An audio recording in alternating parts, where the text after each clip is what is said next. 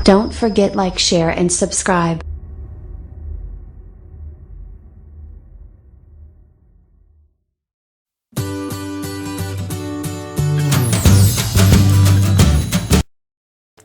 Kuda coklat yang ditunggangi seorang gadis jelita berpakaian biru tiba-tiba meringik keras sambil mengangkat kedua kaki depannya yang tinggi-tinggi. Si gadis cepat rangkul leher binatang itu dengan tangan kiri sementara tangan kanan mengusap-usap tengkuknya. "Tenang Guci, tenang. Tak ada yang perlu ditakutkan," berkata si gadis. "Tak ada binatang buas di dalam hutan ini. Tak ada binatang berbisa di rimba belantara ini. Ayo kita jalan lagi. Kita..." Baru saja si gadis berucap begitu, tiba-tiba terdengar suara bergemerisik di atas pohon di samping kirinya. Bersamaan dengan itu terdengar suara tahu bergerak, disusul suara bentakan keras lantang. "Di rimba ini memang tidak ada binatang buas. Tidak ada binatang berbisa. Yang ada adalah aku." Dua sosok tubuh melayang turun di atas pohon besar. Begitu menjejak tanah langsung berkacak pinggang sambil menatap tajam pada nada sang dara yang berada di atas kuda. Orang yang di sebelah kanan memiliki tubuh ramping tinggi, berkulit hitam gelap memelihara kumis melintang dan camang bau. Pada kedua lengannya terdapat gelang bahar hitam besar. Pada leher tergantung kalung yang terbuat dari akar bahar berwarna hitam. Lelaki kedua lebih pendek, beralis tebal, mukanya cekung, kulitnya juga sangat hitam. Kedua orang ini sama-sama mengenakan pakaian kuning dengan ikat pinggang besar berwarna merah darah. Walau jelas dari tampang dan gerak yang menyatakan mereka bukan orang baik-baik apalagi menghadang seperti itu, tetapi si gadis di atas kuda sama sekali tidak menunjukkan wajah cemas ataupun takut. Setelah menatap dengan pandangan dingin, dia lalu bernegur, kali ini siapa?" "Adikku, orang sudah bertanya. Lekas jelaskan siapa adanya kita." Si tinggi, ramping berkumis dan bercabang bau di sebelah kanan berkata. Yang dipanggil adik tersenyum lebar, kedip-kedipkan matanya pada sang dara lalu membuka mulut. "Kami adalah penguasa rimba belantara ini." "Wah, hebat!" Sang dara berseru seperti memuji, tapi pandangan kedua matanya tetap dingin dan mimiknya menunjukkan betapa dia memandang rendah pada kedua orang itu. "Syukur kalau di situ tahu kami hebat. Terima kasih atas pujianmu, Mirasani." Bagaimana kau bisa tahu namaku?" Jelas nada suara sang dara menunjukkan rasa terkejut, tapi wajahnya tetap saja tidak mengalami perubahan. "Siapa yang tidak tahu Mirasani? Gadis maha cantik di kawasan ini. Memilih..." "Sudah, lekas katakan apa mau kalian?" Sang dara memotong ucapan orang dengan bentakan.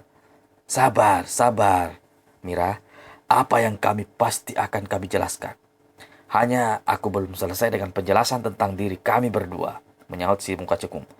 "Kami dikenal dengan julusan sepasang malaikat kuning." "Apa?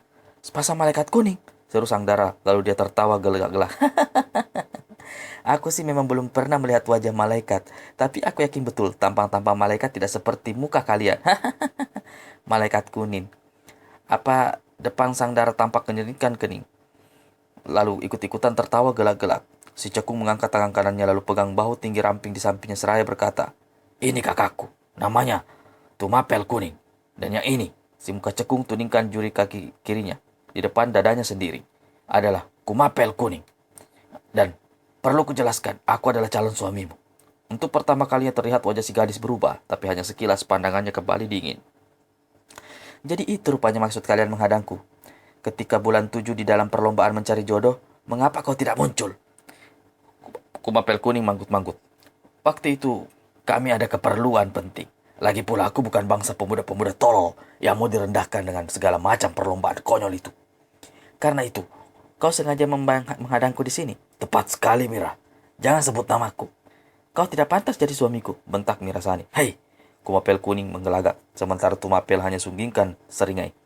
"Tampangku tidak jelek. Lihat, alis mataku saja tebal. Kata laki-laki beralis tebal dapat menyenangi istri di ranjang." "Di mataku kau tidak lebih dari seekor kambing bodoh. Pergilah, kau tidak layak jadi suamiku. Banyak pemuda yang jauh lebih keren, diterima dan semua tidak kupandang sebelah mata." "Bisa jadi, tapi kau belum tahu bagaimana bahagianya kalau bermesraan pada diriku. Jangan bandingkan aku dengan pemuda tolol-tolol itu, Mira. Mungkin kau pandai merayu perempuan. Nah, kalau kau sudah tahu. Tapi ingat, calon suamimu yang aku inginkan bukan yang punya tampang, gagah atau pandai merayu. Aku hanya akan memandang kemampuan dalam ilmu bela diri dan mataku melihat kau tidak memiliki kemampuan itu, Kumapel." Kutapel?" "Sialan, nama adikku Kumapel, bukan Kutapel," membentak Tumapel Kuning. "Kumapel, Kunapel atau Kutapel ya sama saja. Sama jeleknya, sama tololnya," jawab Mirasani. "Kau belum tahu siapa adikku. Selama 3 tahun terakhir sejak dia ikut bersamaku, tak seorang Jawa pun yang sanggup menjatuhkannya. Kalau kau berusaha menghindar berarti kau menyalahi sumpah yang selama ini kau gembar-gemborkan. Terus terang, sebetulnya aku memberi kesempatan pada adikku untuk tidak berlaku sembrono dan mampu mengukur diri sendiri. Tapi kalau dia memang mau dibikin babak belur, kedua tanganku ini pun memang sudah gatal sejak tadi, jawab Mirasani. Kalau adikku sanggup menyatukanmu, kau tak akan mengangkat sumpah dan kawin dengannya, tanya Tumapel Kuning. Itu sumpahku dan itu yang akan harus kupenuhi, jawab Mirasani pula. Kalau begitu kau turunlah dari kudamu, biar cepat urusannya diselesaikan dan kita bisa duduk di pelaminan, kata Kumapel Kuning pula sambil tertawa lebar. Sandara ikut tertawa, tapi tawanya penuh mengejek. Untuk menghadapi orang sepertimu, aku tidak perlu harus turun kuda. Lakukan apa maumu, silahkan menyerang. Jika kau sanggup menjatuhkan aku di tanah, aku akan menyerahkan diri sebagai calon istrimu. Menghina sekali, terlalu menganggap rendah, ujar Tumapel Kuning yang tidak senang. Tenang saja kakakku, aku suka calon istri yang seperti ini. Sekali dia kujatuhkan di tanah, akan kuambil, kupeluk dan kuciumi sekujur auratnya. Di atas kuda, Mirasani mengelus-ngelus kuda tunggangannya, membuat agar binatang itu tetap tenang, tidak takut atau terpengaruh oleh serangan orang. Tenang Guci, jangan takut, ikuti isyarat dan perintah yang aku kirimkan. Mira, lihat jurus pertama. Tiba-tiba Kumapel Kuning berseru, tubuhnya yang kekar melesat ke depan, dan satu lompatan di mana kaki kanan langsung melancarkan serangan tendangan. Orang ini berlaku cerdik. Yang diserangnya bukankah kaki atau tubuh Mirasani, melainkan tulang-tulang rusuk kuda tunggangan sang dara. Menurut perhitungannya, jika tendangannya membuat ablas tulang-tulang rusuk binatang itu hingga berkelimang jatuh, maka dengan sendirinya Mirasani akan terbawa jatuh. Di situ dia lalu akan menubruk dan merangkul sang dara, membuatnya tidak berdaya. Apa yang ada dalam benak dan rencana Kumapel Kuning memang masuk akal dan akan berhasil jika saja lawan memiliki kepandaian lebih rendah. Tapi yang kemudian terjadi adalah perlainan dari apa yang diharapkan si muka cekung itu. Tendangan Kumapel Kuning datang menderu deras, mengarah ke rusuk kiri kuda coklat bernama Guci. Di saat yang sama Mirasani tekankan tumit kirinya ke badan kuda. Binatang ini maju satu langkah di depan dan tiba-tiba kaki kanan belakangnya kirinya melesat ke samping. Kumapel Kuning yang berseru kaget ketika melihat kaki kuda menyapu ke bawah, laksana pedang membabat ke arah betisnya. Cepat-cepat lelaki ini pulang tarik tendangannya, karena bagaimanapun betisnya tidak akan tahan menghadapi benturan keras dengan kaki kuda. Bersamaan dengan itu, dengan tangan kanannya bergerak, dua jari menusuk ke arah pangkal paha Guci. Ini merupakan satu totokan ganas karena bukan saja membuat kaku sebagian tubuh Guci, malah bisa membuatnya lumpuh seumur hidup. Totokan jahat, desir sang darak dalam hati yang rupanya juga sudah memaklumi bahaya tusukan dua jari kanan lawan. Kembali tumit kirinya bergerak, menekan badan Guci 2 kali berturut-turut. Kuda besar coklat itu mendadak memutar tubuhnya setengah lingkaran. Pinggul yang besar dan keras binatang ini menghantam pinggul dan bahu kanan Kumapel Kuning, membuat orang ini terbanting keras dan hampir jatuh tunggang langgang kalau tidak cepat mengimbangi diri dengan gerakan jungkir balik ke udara. Dengan wajah mengelam dan dada turun naik, Kumapel Kuning berdiri di samping kakaknya. Kedua tangannya terkepal, mulutnya bergetar dan pelipisnya menggembung. Kehebatan gadis ini bukan omong kosong, tapi dia hanya menggunakan kudanya. Kekuatannya belum kujajal, berkata Kumapel Kuning dalam hati. Maka kini dia siap membuka jurus ketiga dengan menyerang langsung ke arah si gadis. Yang ditujunya adalah bagian pinggang Mirasani. Tetapi ketika si gadis cepat berkelit, lebih cepat lagi Kumapel merubah gerakan serangannya. Yang diincarnya kini adalah kaki kiri sang dara. Kedua tangannya melesat ke depan untuk merenggut betis Mirasani dan melontarkan gadis itu dari punggung kudanya ke tanah. Di atas kuda sang dara, tusuk badan Guci dengan tumit kiri kuat-kuat, hingga binatang ini meringkik lalu sabatkan kaki depan sebelah kiri ke belakang. Hingga Kumapel Kuning yang tidak menduga akan mendapat serangan berbalik seperti itu, tak punya kesempatan untuk mengelak. Lelaki ini mencelat mental dan menjerit keras. Tubuhnya terhantar ke tanah, sulit bergerak, walaupun bangkit karena tulang pinggulnya retak besar. Aku sudah memperingatkan sebelumnya, kata Mirasani. Kau tidak punya tampang dan kemampuan untuk menjadi calon suamiku. Jadi jangan menyesal. Kumapel Kuning keluarkan suara menggereng, entah karena sakit, entah karena marah. Dia berpaling pada kakaknya seolah-olah memberi isyarat agar si kakak melakukan sesuatu. Adikku, ujar Kumapel Kuning. Nasibmu sial sekali. Agaknya akulah yang berjodoh dengan gadis berbaju biru itu. Sial. Kau yang salah, Tumapel, teriak si adik. Sebelumnya tidak ada rencana bahwa kakaknya itu berhasrat terhadap sang dara. Rupanya setelah melihat kecantikan Mirasani, Tumapel Kuning tertarik juga dan jadi belingsatan. Mirasani, berseru Tumapel Kuning. Aku mendapat firasat bahwa kau berjodoh jadi istriku. Maksudku istri paling muda, karena sampai saat ini aku sudah punya 4 istri dan lebih dari setengah lusin simpanan. Kau laki-laki hebat, mulut si gadis memuji tapi air mukanya menunjukkan rasa jijik. Apa yang terjadi dengan adikmu tidak membuka matamu. Kalau kau ingin mengambilku jadi istrimu, majulah cepat. akan kau akan kurasakan kehangatan tubuhmu jika bersentuhan, ujar Tumapel Kuning. Dia kencangkan ikat pinggang merahnya lalu melangkah maju ke dekat. Dia sengaja datang dari arah kepala kuda. Kedua kakinya menekan ke tanah kuat-kuat. Tubuhnya melesat ke udara melewati kepala kuda. Ketika menarik turun, tangan kanannya meluncur cepat ke darah dada Mirasani. Manusia cabul, kurang ajar, sang Dara membentak marah. Pandangan matanya berkilat. Aku bukan manusia cabul. Pantas kalau seorang suami menjajaki dulu sampai di mana kencangnya tubuh calon istrinya, menyahut Tumapel Kuning. Dan gerakan orang ini memang luar biasa cepatnya, hingga tahu-tahu ujung jarinya sudah menempel di pakaian biru sang Dara. Ketika tangan itu hendak meremas di atas punggung kuda, Mirasani jatuhkan dirinya ke belakang sama rata di atas punggung kuda. Bersamaan dengan itu, kaki kirinya menendang ke atas. Tumapel begitu rupanya sudah tahu gelagat. Tangan kanan yang tadi dipergunakan untuk menjamah payudara Mirasani kini dipakai sebagai tumpuan pada lutut si gadis.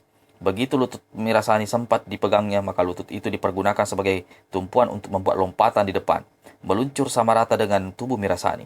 Malah dia berada di sebelah atas. Kurang ajar, teriak Sandara ketika dapatkan tubuhnya hampir ditindih oleh Tumapel Kuning. Secepat kilat, kedua tindunya dipukulkan ke atas. Satu menghantam ulu hati, satu lagi menderu ke arah dada lawan. Bluk bluk. Dua jotosan keras itu tak dapat mengenai sasarannya karena keburu tertangkap dengan telapak tangan kiri kanan Tumapel Kuning. Setan, maki Mirasani. Perutnya mengumpul tenaga dalam ketika dia menyentak ke atas. Tak ampun lagi, tubuh Tumapel Kuning ada di atasnya terpental jatuh dua tombak di sebelah kiri. Mirasani sendiri ikut jatuh terperosok ke samping kiri sosok tubuh kudanya. Curang, kau menggunakan tenaga dalam, teriak Tumapel Kuning marah. Mirasani tertawa dingin. Tak ada perjanjian mempergunakan tenaga dalam atau tidak. Yang jelas, kau sudah kujatuhkan. Tadi, lekas angkat kaki dari sini. Bawa adikmu yang meringkik seperti monyet terbakar ekor itu. Aku tidak akan pergi. Apa kau? Kalau kau adalah bakal jadi istri mudaku yang kelima. Tolol dan keras kepala, maki Mirasani. Tumapel Kuning menyeringai. Kencangkan ikat pinggang, lalu melangkah memutari sang Dara. Mirasani menepuk pinggul kudanya.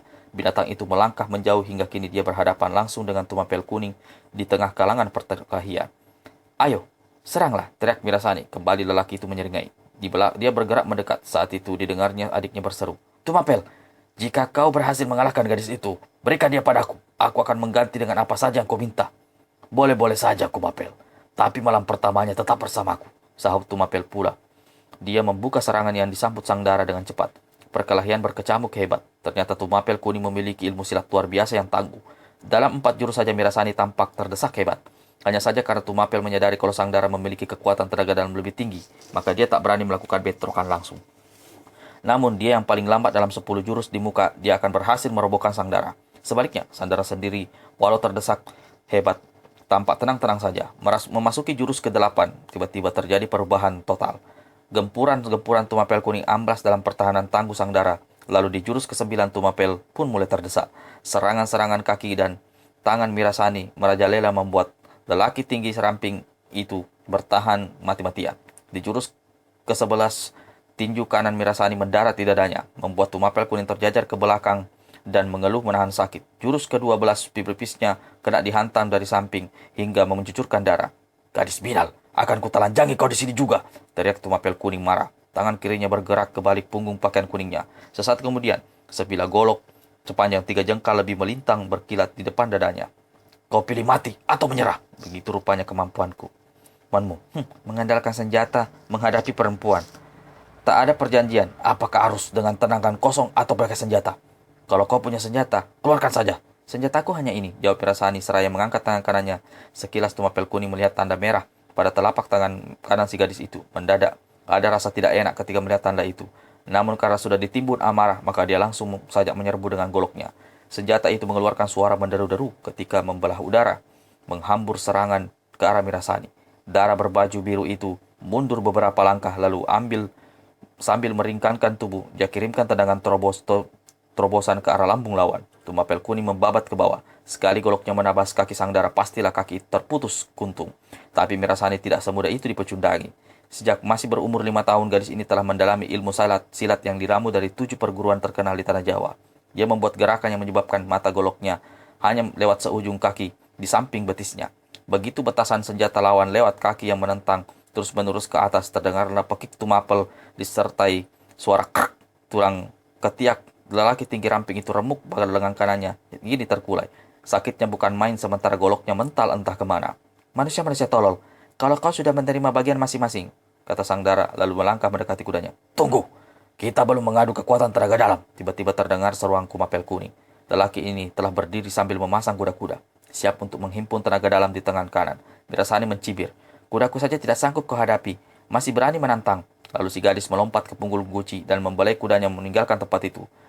Suto Kebolot duduk berhadap-hadapan dengan istrinya di ruang tengah gedung kediamannya yang besar. Dari wajah mereka kedua, suami istri itu sedang diselimuti rasa gundah, kalau tidak mau dikatakan cemas. Setelah berdiam diri beberapa lamanya, akhirnya Rayu Kumala, sang istri, membuka pembicaraan.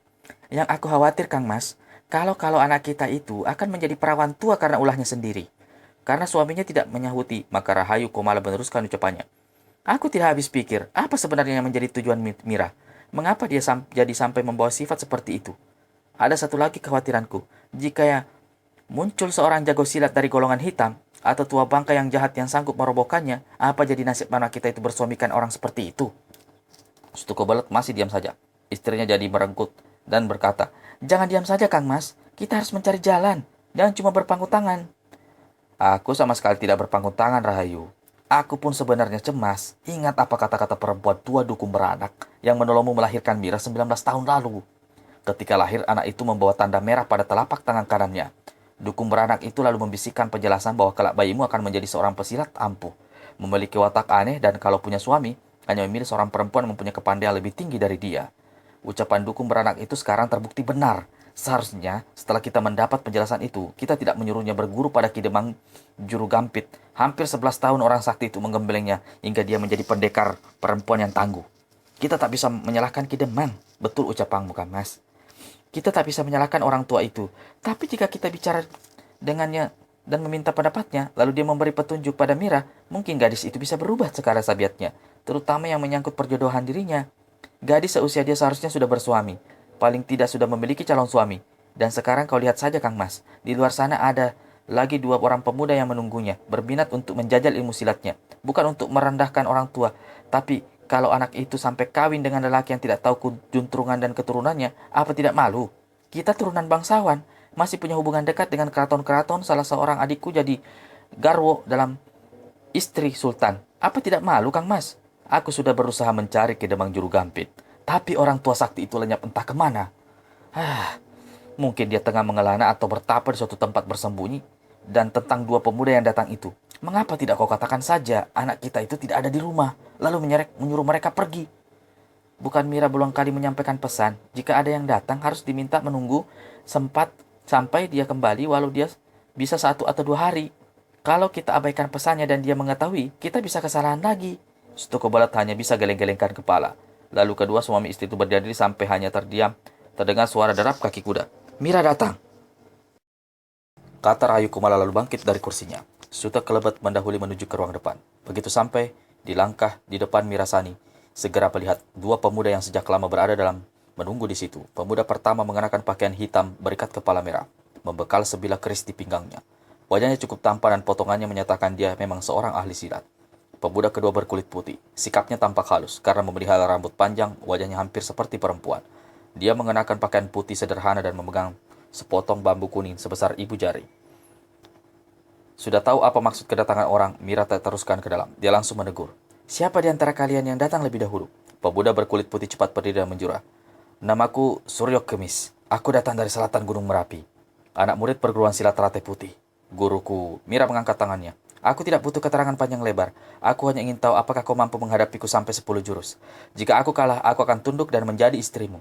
Sepasang mata pemuda bernama Suryo Kemikis berkilat-kilat karena 2 hal. Pertama, karena merasa dianggap enteng mendengar Mirasani menyediakan 10 jurus untuknya. Kedua, karena melihat kenyataan bahwa gadis yang namanya tersirat kemana-mana itu bukan saja cantik jelita, tapi juga memiliki potongan tubuh yang menggiurkan. Betapa bahagianya kalau dapat memperistrikannya. Dan turunan bangsawan serta hartawan pula. Ketika Mirasani mendahului melompat ke dalam, pada saat itulah kedua orang tuanya muncul. Ibunya langsung berseru, Mira, kau pergi dari pagi-pagi. Sebaiknya kau membersihkan diri dulu, lalu makan. Kau perlu istirahat, anakku. Melayani tamu 2 orang ini tidak akan makan waktu lama, ibu. Aku akan membuktikannya. Lalu Mirasani melambaikan tangannya, memberi isyarat pada Suryo Kemikis untuk turun ke halaman yang depan. Sebelum kita mulai, Surya Kemikis berkata begitu berhadapan dengan Mirasani. Apakah saya berhadapan dengan Den Ayu Mirasani? Saya tak mau kesalahan tangan. Bagus. Sikapmu tak mau gegabah. Kau memang berhadapan dengan Mirasani, calon istrimu jika kau mampu mengalahkanku. Kulihat kau membawa tongkat bambu. Apakah kau akan bertanding mengandalkan tongkat itu? Si pemuda tersenyum. Tongkat ini hanya bawaan iseng saja, Den Ayu. Aku akan mengadu nasib dengan tangan kosong saja. Lalu Surya Kemikis sisipkan tongkat bambu keningnya di pinggang dan pasang kuda-kuda. Mohon petunjuk. Apakah saya mulai menyerang atau Den Ayu lebih dulu? Karena kau yang minta digebuk, maka kaulah yang harus menyerang lebih dahulu, saut Mirasani. Surya Kemikis tersenyum, tapi hati pemuda ini mulai terbakar karena ucapan-ucapan sang dara berbaju biru selalu merendahkannya. Pemuda dari kaki gunung berapi ini telah mendalami ilmu silat selama 14 tahun pada perguruan silat yang cukup terkenalnya itu Teratai Putih. Perguruan ini merupakan pecahan dari sebuah perguruan silat yang sangat rahasia di mana kabarnya hanya orang-orang yang ada sangkut pautnya dengan keraton yang boleh berguru. Ketika Surya Kemikis bergerak melangkah, membuat gerakan meliuk-liuk indah dan pinggang sementara kedua tangannya diayun-ayunkan seperti penari, maka itulah jurus pertama. Mirasani menunggu sampai si pemuda berada cukup dekat, lalu dengan kirinya dikibaskan, memotong gerakan lawan. Dia sengaja mencari bentrokan karena tidak menjajal kekuatan orang. Tapi Surya Kemikis yang sudah mendengar banyak tentang kehebatan dan darah ini cepat menarik tangan kanan dan bersamaan dengan itu susupkan tangan kirinya dengan gerakan satu sodokan ke arah ulu hati sang dara. Mirasani yang diserang tiba-tiba memutar tubuh bergerak satu lingkaran penuh dan kaki kiri sang dara membabat ke atas menghantam ke arah kepala Surya Kemikis. Pemuda itu tersentak kaget, tidak menyangka dengan capai kaki lawan jauh dengan begitu cepat, lalu gerakannya secepat kilat dia miringkan tubuh ke kiri. Selagi kaki kiri lawan masih berkelebat di udara dan seluruh berat kaki tubuh Mirasani hanya bertumpu pada kaki kanan, Surya Kemikis hantam kaki kanannya untuk menyapu kaki lawan yang menginjak tanah. Memang kalau labrakan ini memenuhi sasaran, tubuh Mirasani pasti akan jatuh. Betapa terkejutnya Surya Kemikis ketika kaki yang hendak diterjangnya itu tiba-tiba melompat ke atas. Bersamaan dengan itu tubuh sang dara ikut melesat, lalu ada suara menderu di atas kepalanya. Mendongak ke atas si pemuda melihat tangan kanan lawan yang membentuk tinju menjotos ke arah batok kepalanya. Untuk kedua kalinya, Surya Kemikis tundukkan kepala dan selamat. Namun pukulan lawan ternyata terus menjejar ke tanah dan bersarang di bahunya tanpa dia dapat mengelak lagi. Meskipun Surya Kemikis memiliki sejenis ilmu bertahan yang disebut meredam pukulan membendung tendangan, sehingga ketika pukulan atau tendangan lawan menyapa, daya hantamnya yang keras dapat dikurangi, tapi tetap saja pemuda ini terbanting ke kanan.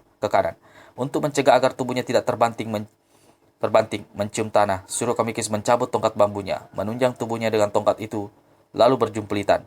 Di lain kejap dia sudah tegak 6 langkah di depan Mirasani. Tangan kiri memegang tongkat dengan tubuh tampak miring ke kanan. Mungkin tulang bahunya yang patah paling tidak retak akibat hajaran sang dara tadi. Kau sanggup mengelakkan jurus kincir berputar tapi tidak mampu menghindar jurus alu besi membawa pelesung, kata Mirasani menyebutkan 2 jurus yang tadi dikeluarkannya untuk menempur si pemuda. Mulutnya menyunggingkan senyum mengejek. Saatnya kau meninggalkan tempat ini, Surya Kemikis? Tidak, aku belum kalah. Aku belum jatuh menyentuh bumi, kata Surya Kemikis. Bukankah syaratmu adalah kalau bagi siapa yang tubuhnya roboh menyentuh tanah? Mirasani tertawa pendek. Matamu buta melihat kenyataan, otakmu tumpul menilai keadaan. Manusia macammu memang tak layak jadi suamiku. Majulah jika kau memang meneruskan pertandingan. Jangan ragu-ragu mempergunakan tongkat bambumu sebagai senjata. Ditantang begitu rupa, Surya Kemikis jadi ganas. Jadi panas, rahangnya menggembung. Didahului suatu bentakan, pemuda ini menyerbu sambil putar tongkat bambunya demikian rupa hingga mengeluarkan suara menderu dan cahaya kekuningan bertebar. Jurus tabir kipas itu tak ada gunanya bagimu. Apalagi untuk merubahkanku, ujar Mirasani. Surya Kemikis terkejut ketika mendengar lawan yang mengetahui bahkan menyebut jurus serangan dengan tangan yang dilencarkannya. Segera dia robah jurus yang baru dilancarkannya setengah itu. Gerakan tongkat kini langsung menghujam lurus ke arah kepala sang dara. Sedikit lagi akan sampai si tongkat itu menukik ke bawah menghujam dada. Jurus gendewa jatuh. Seru Mirasani menyebut jurus yang dimainkan lawan.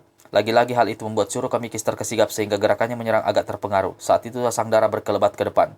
Tangan kanannya berputar lurus tapi gerakannya agak melintir. Itulah jurus alu besi membawa lesung yang dilancarkan dengan gerakan lurus. Surya Kemikis melihat jelas serangan itu namun sama sekali tidak berkesempatan untuk selamatkan dadanya yang jadi sasaran.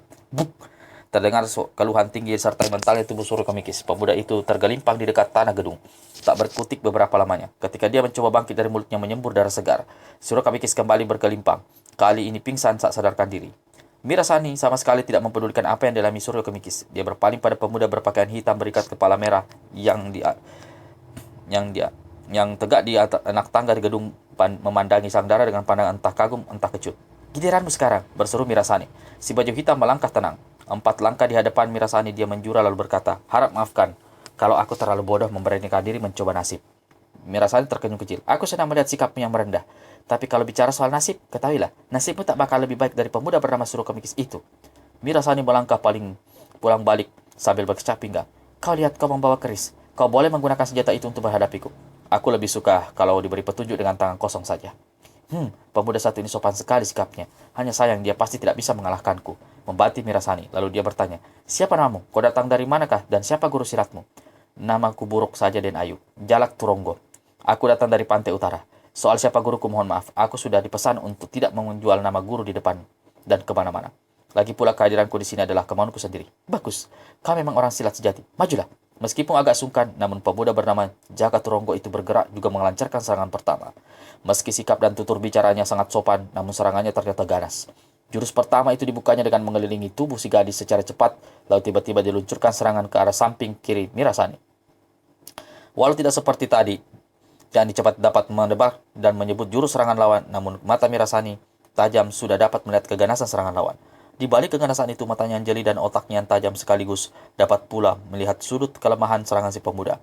Maka dia pun keluarkan cepat seruan tinggi dan berkelebat.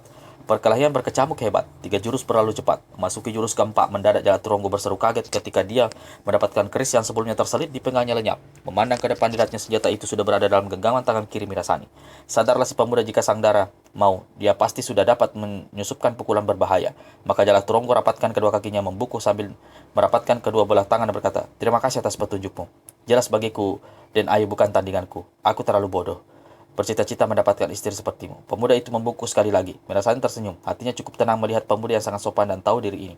Maka dikembalikan keris Jalak Turonggo seraya berkata, kau menerima kekalahan dengan hati lapang. Aku suka bersahabat denganmu.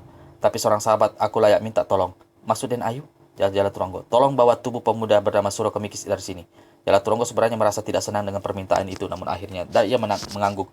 Lalu memanggul tubuh Surokemikis yang jatuh pingsan dan pergi dari situ.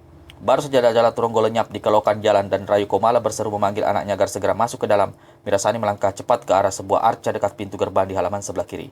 Di situ tampak duduk seorang pemuda berpakaian serba putih. Ikat kepala juga putih. Rambutnya panjang menjelah bahu. Dia duduk sambil melapangkan dagunya kepada kedua tangan. Wajahnya sebetulnya gagah, tapi gagaknya yang aneh membuat dia seperti seorang pemuda tolol. Sejak tadi aku melihat kau duduk di sini. Apa keperluanmu? Mirasani menegur. Si pemuda cepat berdiri, menjura hormat, menggaruk kepala, tertawa lebar lalu menjawab. Maafkan saya, datang tidak memberi salam. Semua karena kagum melihat perkelahian hebat tadi. Sudah, tidak perlu bicara panjang lebar. Jawab saja apa yang tadi aku tanya. Tugas Mirasani. Aku yang tolol ini berniat mengikuti jejak dua pemuda tadi. Siapa tahu, memang hanya orang tolol yang mau digebuk. Bersiaplah, saut sang dara. Pemuda berpakaian putih itu pun tinggal bersiap-siap. Caranya berdiri tampak lucu. Tubuhnya agak miring dan kaki kanan tegak bersilang di tengah kaki kiri. Sikapnya ini membuat Mirasani merasa jengkel. Silakan menyerang, hardiknya. Si pemuda garuk kepala. Tadi di situ dia berkata mau menggebuk. Biar di situ saja yang lebih dahulu menyerang. Gusarlah Mirasani. Sekali lompat saja tubuhnya melesat ke depan lalu membalik berputar satu lingkaran dengan kaki memendang keras. Jurus kincir berputar yang bagus. Seru si gondrong menyebut jurus serangan yang dilakukan Sandara. Terkejutlah Mirasani. Dara ini langsung menghentikan serangannya. Hendak bertolak pinggang dan memandang tajam pada si pemuda. Kau mengenali jurus yang mengkomenkan. Siapa kau sebenarnya? Aku pemuda tolor bernama Wiro Sableng. Datang ke sasar dari puncak Gunung Gede di ujung barat timur Pulau Jawa. Guruku seorang nenek bernama Sinto Gendeng. Harap maafkan kalau aku membuatmu tidak senang. Jadi kau pendekar kapak mau naga geni 212? Ya, begitulah orang memberi gelar pada diriku yang jelek dan tolol ini. Berubah paras Mirasani. Dia pernah mendengar dari gurunya Ki Demang Juru Gampit bahwa di tanah Jawa ini ada beberapa tokoh silat berkepandaian yang sangat tinggi. Banyak di antara mereka yang mengucilkan diri dan tidak mau dikenal, dan tidak mau terlalu mencampuri urusan dunia persilatan. Namun ada pula di antara mereka yang malah melintang berbuat kebajikan, menolong orang-orang yang tertindas, membasmi kejahatan. Salah satu di antaranya yang dikenal adalah bernama Wiro Sableng, seorang yang kabarnya berperangai aneh, lucu dan bergerak pendekar kapak maut naga geni 212. Namun tidak pernah disangkanya kalau sang pendekar ternyata adalah seorang pemuda, padahal dia menduga pendekar itu pastilah seorang yang sudah kakek tua renta. Hai, kau seperti melamun. Bagaimana ini? Apa urusan ini bisa diteruskan? Wiro berseru. Hari ini mungkin hari terakhirku bertanding. Aku punya firasat tak bakal menang menghadapi pemuda ini. Mirasani membatin. Lalu dengan menebakkan hati dia melangkah mendekat. Dari jarak 3 langkah gadis ini langsung menyerbu, menghujani pendekar 212 dengan serangan-serangan cepat dan ganas. Jurus alu besi membolok lesung. Itu jurus elang mematuk puncak menara. Jurus ular keluar sarang memanggut mangsa. Nah, dan ini jurus bintang memagar rembulan. Hebat, semua hebat. Tapi lihat, aku pun bisa memainkannya. Terdengar suara Wiro berulang kali yang membuat Wirasani kaget tidak kepala. Dan lebih kaget lagi ketika dilihatnya pemuda itu memainkan jurus-jurus yang dikeluarkannya hingga dirinya menjadi terdesak. Dan tak satu pun pada salah satu kakinya membuat dia kehilangan keseimbangan. Tak ampun lagi darah ini jatuh terbanting dan terlentang di tanah. Dilangkan rumah Suto Kelebet dan Rayu Komala terbeliak menyaksikan kejadian itu dan keduanya saling pandang sesaat. Kang Mas, agaknya... Ya. Ini akhir dari segala-galanya. Anak kita telah menentukan pilihannya sendiri, kata Suto Kelebet menyambung ucapan istrinya, lalu keduanya turun ke halaman. Saat itu Mirasani sudah bangkit berdiri sambil merapikan pakaiannya. Wajahnya tampak kemerahan bukan karena malu dikalahkan, tapi karena jengkel menghadapi pemuda yang kini sudah resmi menjadi calon suaminya, sesuai dengan apa yang selama ini jadi kaulnya. Kau tahu semua jurus-jurus seranganku. Kau sanggup memainkannya malah meredam, dan kau dalam bentuk bertahan dan kau pakai menyerang jauh lebih hebat dari yang kumiliki. Apakah kau pernah menjadi murid guru Tidemang Juru Gampit? Pendekar 212 Wiro Sableng garuk-garuk kepala, lalu menggeleng. Kidemang Juru Gampit gurumu itu adalah seorang tua yang bersih dan alim, hampir mendekati kesucian seorang wali. Aku yang berandalan ini mana mungkin jadi muridnya. Lalu bagaimana kau bisa tahu semua jurus-jurusku, malah memainkannya dan bahkan merubuhkanku dengan jurus meniup pelita mendorong pohon? Semua hanya kira-kira saja. Tak tahunya kebetulan tepat. Semua jurus itu kumainkan lain tidak karena hanya melihat saja lalu menirukan. Kalau gurumu ada di sini, pasti dia melihat kekurangan jurus-jurus itu. Pemuda ini pandai, tapi dia selalu bersikap merendah. Agaknya dia sengaja menutupi kepandaiannya dengan sikap ketolol-tololannya. Begitu Mirasani berkata dalam hati. Lalu tanpa sungkan-sungkan dia memegang lengan Wiro dan membawa pemuda ini ke arah kedua orang tuanya yang turun di langkah gedung. Atas permintaan Wiro, pernikahan dilangsungkan 2 hari kemudian. Sama sekali tidak ada pesta susulan, karena tidak ada tokoh persilatan termasuk Kidemang Juru Gampit dan Eyang Sito Gendeng. Mirasani berulang kali meminta pada suaminya agar tetap diadakan pesta besar-besaran bersama, karena sebagai seorang istri dan juga kedua orang tuanya merasa bangga memiliki seorang suami yang merupakan pendekar terkenal di dalam dunia persilatan. Tapi karena Wiro menolak dengan keras, terpaksa akhirnya sama-sama sekali tidak ada pesta ataupun diselamatan diadakan, kecuali acara pernikahan berlangsung dengan cepat dan sangat sederhana. Kebahagiaan Mirasani sebagai seorang istri hanya berlangsung selama 1 bulan. Setelah itu suaminya mulai menunjukkan tindak tanduk aneh. Berkali-kali Wiro pergi meninggalkannya tanpa pesan atau mengatakan kemanapun tujuan atau keperluannya. 2 atau 3 minggu kemudian baru sang suami pulang. Meskipun Mira tak pernah mengadukan keadaan suaminya pada kedua orang tuanya, Suto Kelebet dan Rayu Komala diam-diam sudah mengetahui apa yang berlangsung dalam rumah tangga baru itu. Suatu malam Wiro Sableng muncul kembali setelah lama selama 2 minggu menghilang tak kemana. Sebelum sempat ditanya, Wiro meletakkan kotak berukir di atas meja dan berkata pada istrinya, "Bukalah, semuanya untukmu Mira." Meskipun hatinya tak suka melihat sikap suaminya itu, namun Mira membuka juga kotak kayu ukir yang terletak di atas meja. Begitu dibukanya, kelihatanlah isi kotak sekumpulan perhiasan emas bertahta permata serta sejumlah ringgit emas. "Dari mana kau dapatkan ini, Kang Mas Wiro?" Yang ditanya tertawa lebar dan usap-usap hidung lalu garuk-garuk kepala. "Pemberian seorang kaya raya di Tegalerjo yang kutolong," sahut Wiro. Dia menatap para istrinya saat berkata, "Kelihatannya kau tidak suka menerima pemberianku ini." "Tentu saja aku suka, Kang Mas Wiro. Hanya saja sebetulnya yang aku lebih suka adalah jika kau berada di rumah bersamaku. Kita masih pengantin baru, malam-malam sering kulewati sepi tanpamu. Apakah kau tidak bisa menunda segala kepergian itu?" "Kau tahu sendiri Mira, aku seorang pendekar pengelana. Mana mungkin aku mengeram lama-lama di rumah." "Aku mengerti Kang Mas Wiro. Karena itu aku selalu meminta padamu agar jika kau pergi, aku diajak serta. Pengenalan seperti yang kulakukan bukan pekerjaan seorang istri cantik jelita sepertimu Mira. Tapi kita sama-sama orang persilatan. Tidak Mira, aku tidak akan pernah mengizinkanmu ikut bersamaku. Terlalu besar bahayanya. Jika itu yang Kang Mas cemaskan, bagaimana dengan usulku tempo hari, membuka perguruan silat?" "Itu usul baik, namun tidak saat ini Mira. Urusanku di luaran masih banyak. Jika memikirkan urusan perguruan silat tidak akan pernah jadi. Apa susahnya? Yang akan dijadikan murid hanya orang-orang tertentu, dari keraton Salah dan Jogja. Bahkan guruku bersedia membantu. Kalau begitu, biar kau saja dengan Kidemang yang melakukannya. Aku pasti membantu. Kalau aku pasti membantu, justru ingin menunjukkan dirimu. Siapa tahu penguasa keraton tertarik padamu dan memberi satu jabatan penting. Kepala pasukan kota raja misalnya." Wiro Sableng tertawa mengekeh dan mencium istrinya. "Kau istri yang baik, mau memikirkan masa depan suami. Tapi Mira, ketahuilah, aku tidak suka segala macam jabatan di keraton atau kerajaan. Aku tetap seperti ini, lelaki bernama Wiro Sableng, tolol dan gendeng, mengelana kemana-mana yang diinginkan, berbuat kebajikan bagi orang banyak. Dengar Mira, aku letih, ingin istirahat dan bermesraan denganmu. Aku begitu kangen. Aku akan mandi lebih dahulu lalu kita naik ke atas ranjang." Mirasani hanya bisa mengangguk. "Besok, pagi-pagi sekali aku harus pergi ke selatan. Kabarnya banyak terjadi kejahatan di wilayah itu. Ada tokoh silat golongan hitam yang ikut membantu para penjahat. Peringatan 1000 hari meninggalnya Tumenggung Campak Wungu dihadiri oleh banyak tamu, terutama dari pihak pejabat keraton termasuk beberapa orang pangeran. Di antara para tamu yang datang turut hadir hartawan Suto Kelebet dan istrinya beserta putri mereka, Mirasani, istri pendekar 212 Wiro Sableng. Malam itu Mira tampak cantik mengenakan kebaya panjang ungu gelap. Kain batik bertulis sanggul berhias untuk susuk konde emas dilengkapi dengan giwang besar serta seuntai kalung emas berbentuk bunga mawar dengan sebuah permata di tengah-tengahnya. Selama upacara selamatan berlangsung, sepasang mata janda almarhum Tumenggung Campak Bungu tidak ada henti-hentinya mengerling pada kalung besar yang melingkar di leher Mirasani. Begitu upacara resmi selesai, sang janda mendekati Mirasani dan kedua orang tuanya, bersalam-salaman sambil bicara basa-basi. Suatu saat, Sularesmi, begitu nama sang janda, berkata pada Mirasani, "Anakku Mira, sungguh bagus kalung emasmu. Di mana kau membelinya?"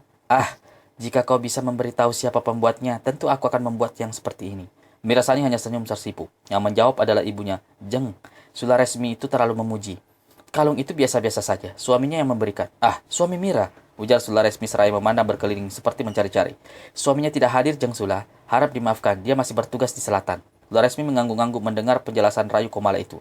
2 hari kemudian, pada suatu siang dengan mengendarai sebuah kereta, janda almarhum Tumenggung Campak Wungu muncul di rumah kediaman hartawan Suto Kelebet, langsung disambut oleh Rahayu Komala karena memang saat itu hanya dia sendiri yang berada di gedung besar itu. Tidak memberi kabar terlebih dahulu. Tahu-tahu sudah datang berkunjung. Sungguh satu kehormatan besar bagi saya, Jeng Sula, kata Rahayu Komala seraya memeluk tamunya lalu membawanya ke ruangan tamu yang besar dan bagus. "Apakah Jeng Rahayu ada baik-baik dan sehat-sehat?" berkata juga Jeng Sula. "Terima kasih. Saya akan menyediakan minuman. Tidak usah repot. Saya hanya sebentar, Jeng." "Ah, kenapa begitu buru-buru? Kedatangan saya hanya ingin menyampaikan sesuatu." "Sesuatu mengenai apa, Jeng Sula?" "Menyangkut kalung bunga mawar itu." "Kalung bunga mawar? Oh. Maksud Jeng Sula kalung yang malam itu selamatan itu dipakai oleh putri saya." "Betul sekali." "Ah, rupanya Jeng Sula selalu mengingat-ingat perhiasan itu." Sularesmi tersenyum berkata dengan suara lebih perlahan seolah-olah takut ada yang bakal mendengar. "Ketahuilah, Jeng, kalung itu sama betul dengan kalung milik saya yang hilang 2 minggu lalu." Paras Jeng Rahayu Komala seperti merah berubah. "Saya tidak mengerti maksud Jeng Sularesmi. 2 minggu lalu rumah kediaman kami dibobol maling. Seorang penjaga terbunuh. Sekotak perhiasan dan uang emas amblas dari lemari yang dibongkar paksa, termasuk kalung emas bunga mawar bertahta permata tunggal itu." "Maksud Jeng kalung itu?" "Saya tidak mengatakan bahwa kalung itu adalah milik saya yang hilang. Tapi di dunia ini saya yakin hanya ada satu kalung seperti itu. Jika saya boleh tahu, Jeng Rahayu, dari mana Mirasani mendapatkan perhiasan itu?" "Kalau tidak salah, Jeng Rahayu, malam itu, perhiasan itu pemberian suaminya, pendekar gagah bernama Wiro itu." "Betul begitu?" Rahayu Komala mengangguk. Hatinya tiba-tiba saja menjadi tidak enak, di samping ada rasa malu yang membuatnya wajahnya menjadi merah. "Jeng Rahayu," kata Sularesmi, "saya tidak menyangka apalagi menuduh yang bukan-bukan. Hanya saya ingin Jeng Rahayu membantu saya mencari informasi dari mana asal-muasal perhiasan itu." Menurut Mira, ketika suaminya menghadiahkan perhiasan itu, suaminya menyebut perhiasan itu adalah hadiah dari hartawan di Tegalrejo yang pernah ditolongnya. "Tegalrejo daerah tandus. Tak ada seorang hartawan pun diam di sana," kata Sularesmi pula. Semakin berubah wajah Raja Komala, semakin tidak enak hatinya. "Jeng Rahayu," kata Sularesmi sambil memegang lampu batu, "mana mungkin saya keliru besar. Anggap saja saya tidak pernah datang kemari. Lupakan semua pembicaraan kita barusan. Saya mohon diri." Lalu janda Tumenggung itu cepat-cepat berdiri.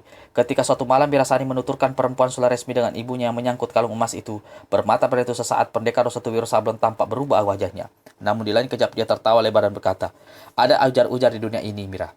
Ujar-ujar itu mengatakan jika kita tidak punya, maka kita akan dihina. Tapi jika kita punya, maka kita akan difitnah. Itu agaknya yang terjadi pada diriku. Aku ingin membahagiakan istri sendiri dengan hadiah berupa perhiasan. Tapi orang lain menuduh dan memfitnah yang bukan-bukan." "Menurut ibu, janda Tumenggung itu sama sekali tidak menuduh atau memfitnah. Lalu apa maksud datang kemari dan segala menebarkan cerita tidak masuk akal itu? Apa cuma dia yang memiliki perhiasan di dunia ini? Jelas dia hendak memecah belah rumah tangga kita, memberi malu pada diriku. Perempuan macam apa janda Tumenggung itu?" Mirasani terdiam beberapa lamanya, lalu dia berkata, "Ada baiknya Kang Mas memberi penjelasan beserta bukti-bukti pada janda Tumenggung itu mengenai asal-usul perhiasan itu. Kalau perlu, pergi bersama hartawan yang kata Kang Mas menghadiahkan sekotak perhiasan dan uang itu." Wiro menggeleng. Tinjunya yang diterkepal diletakkan di atas meja. "Dia telah memberi malu diriku, menghina dan merendahkan. Memberi malu pada dirimu juga, memberi malu ke seisi rumah ini. Aku tidak akan menemunya, apalagi membawa harta itu dan bicara padanya. Ambil kotak perhiasan dan ring emas itu, Mira. Aku akan melakukan sesuatu menurut caraku sendiri." "Apa yang akan Kang Mas lakukan?" tanya Mirawati cemas.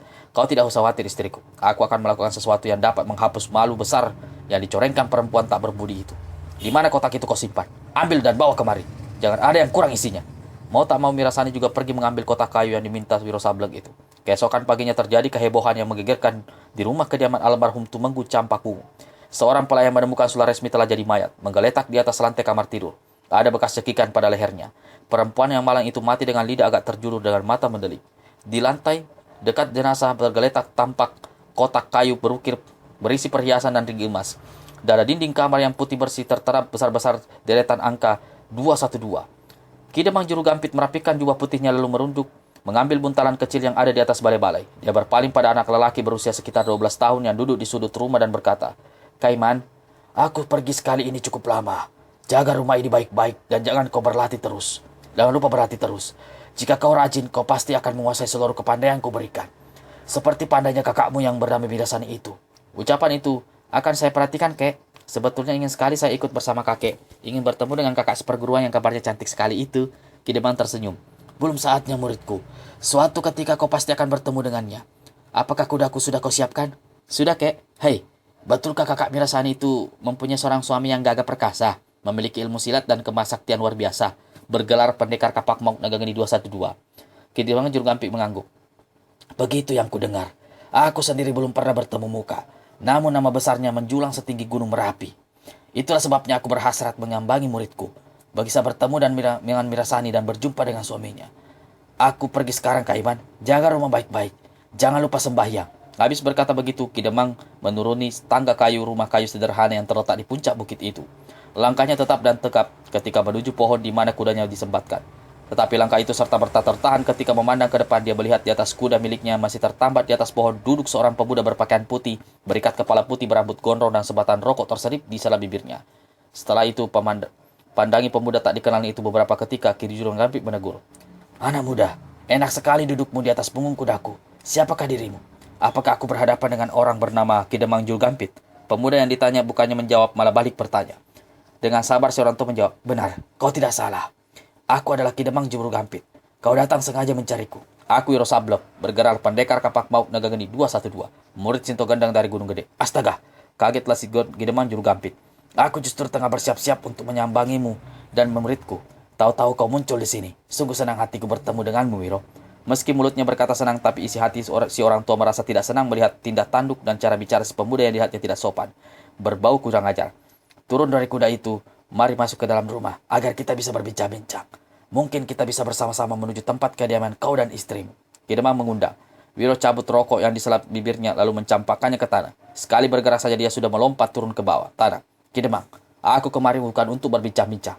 Kalau begitu, apa yang bisa kulakukan? Langsung saja sama-sama pergi ke sana ini." Wiro gelengkan kepalanya. Sepasang matanya memandang tak berkedip pada orang tua ini. Mulutnya membuka dan meluncur ucapan, "Aku datang ke sini untuk membunuhmu." Ki Demang Juru Gampit sesaat terkesigap lalu terdengar tawa gelap berderai. "Ada-ada saja kau ini, Wiro. Kau sadar apa yang kau ucapkan barusan? Pasti kau bergurau. Mengenai urusan kematian, aku tidak pernah bergurau, Ki Demang," jawab Wiro sambil menyerengai dan garuk-garuk kepalanya.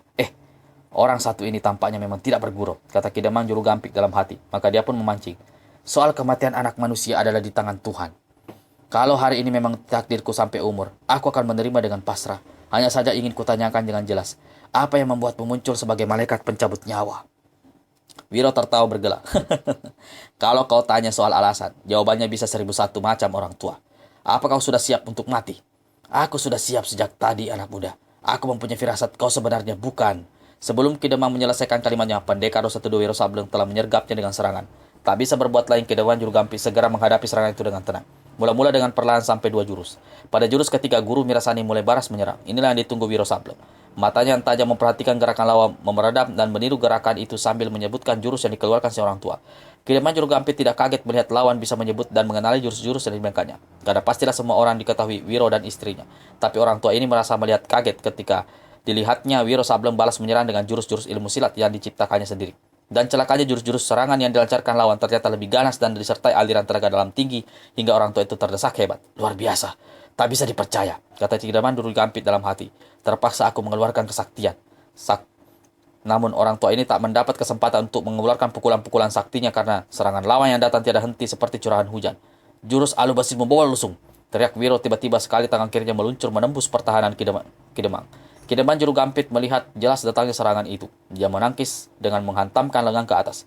Tapi kala cepat, jotosan pendekar 112 Wiro Sableng melabrak dadanya dengan keras. Orang tua ini terpental jatuh terlentang di tanah.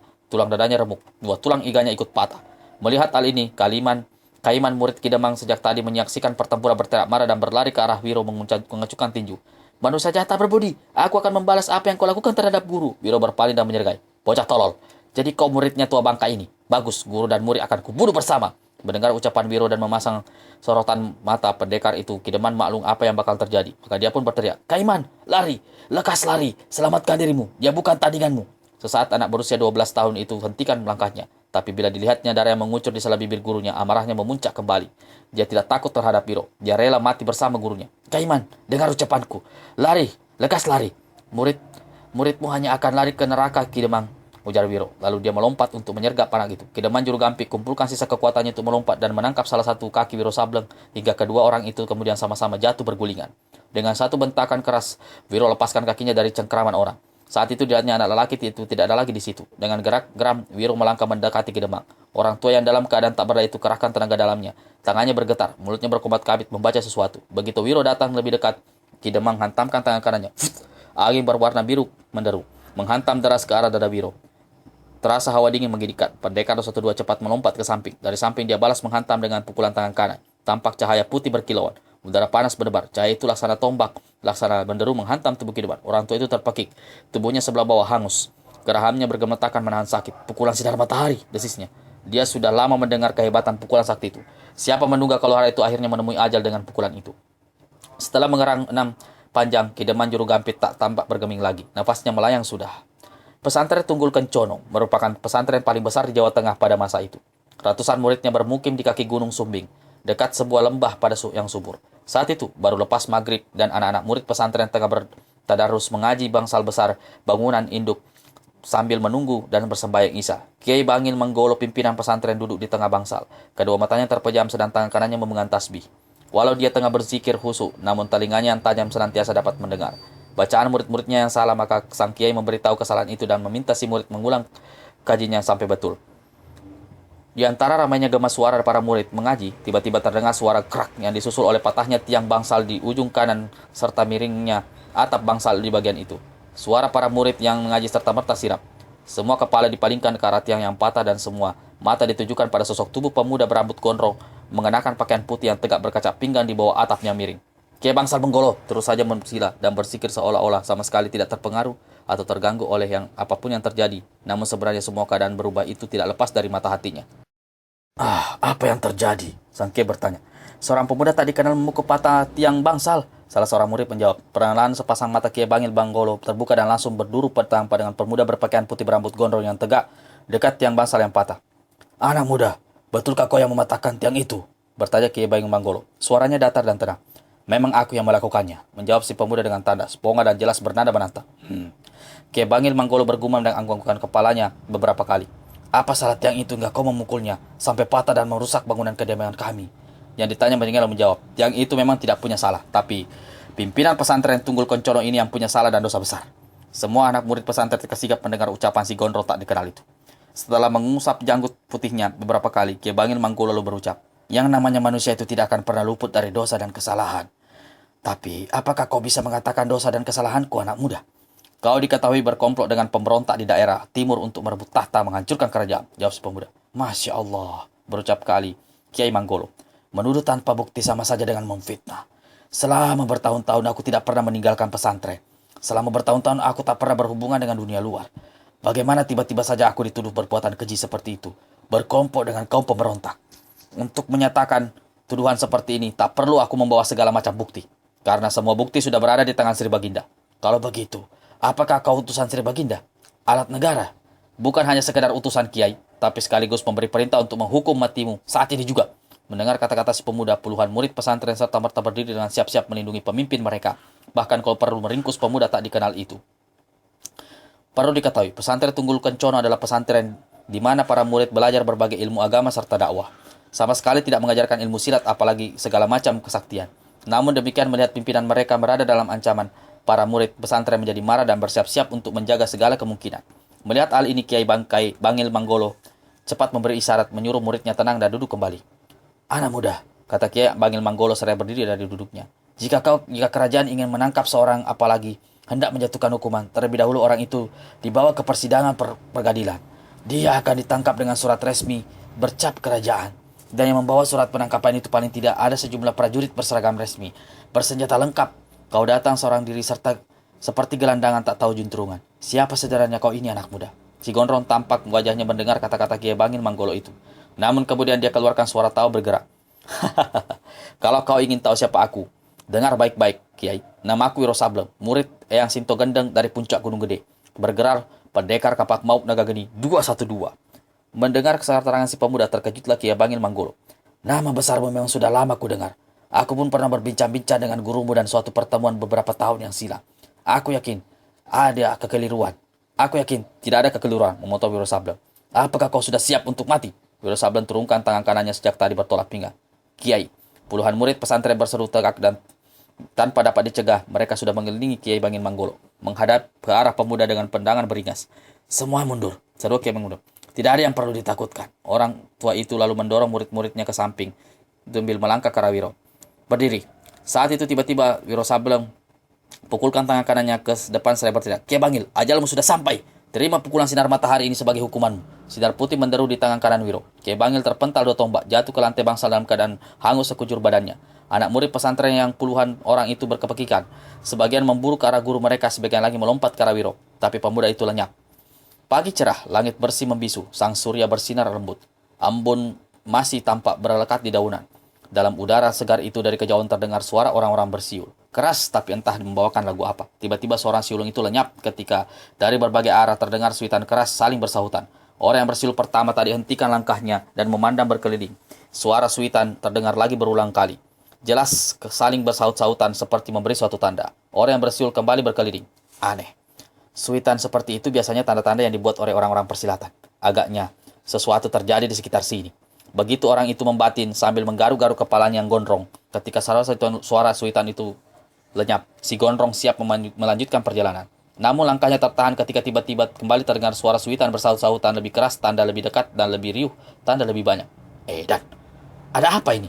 Suitan itu keras menggetarkan gendang-gendang telinga.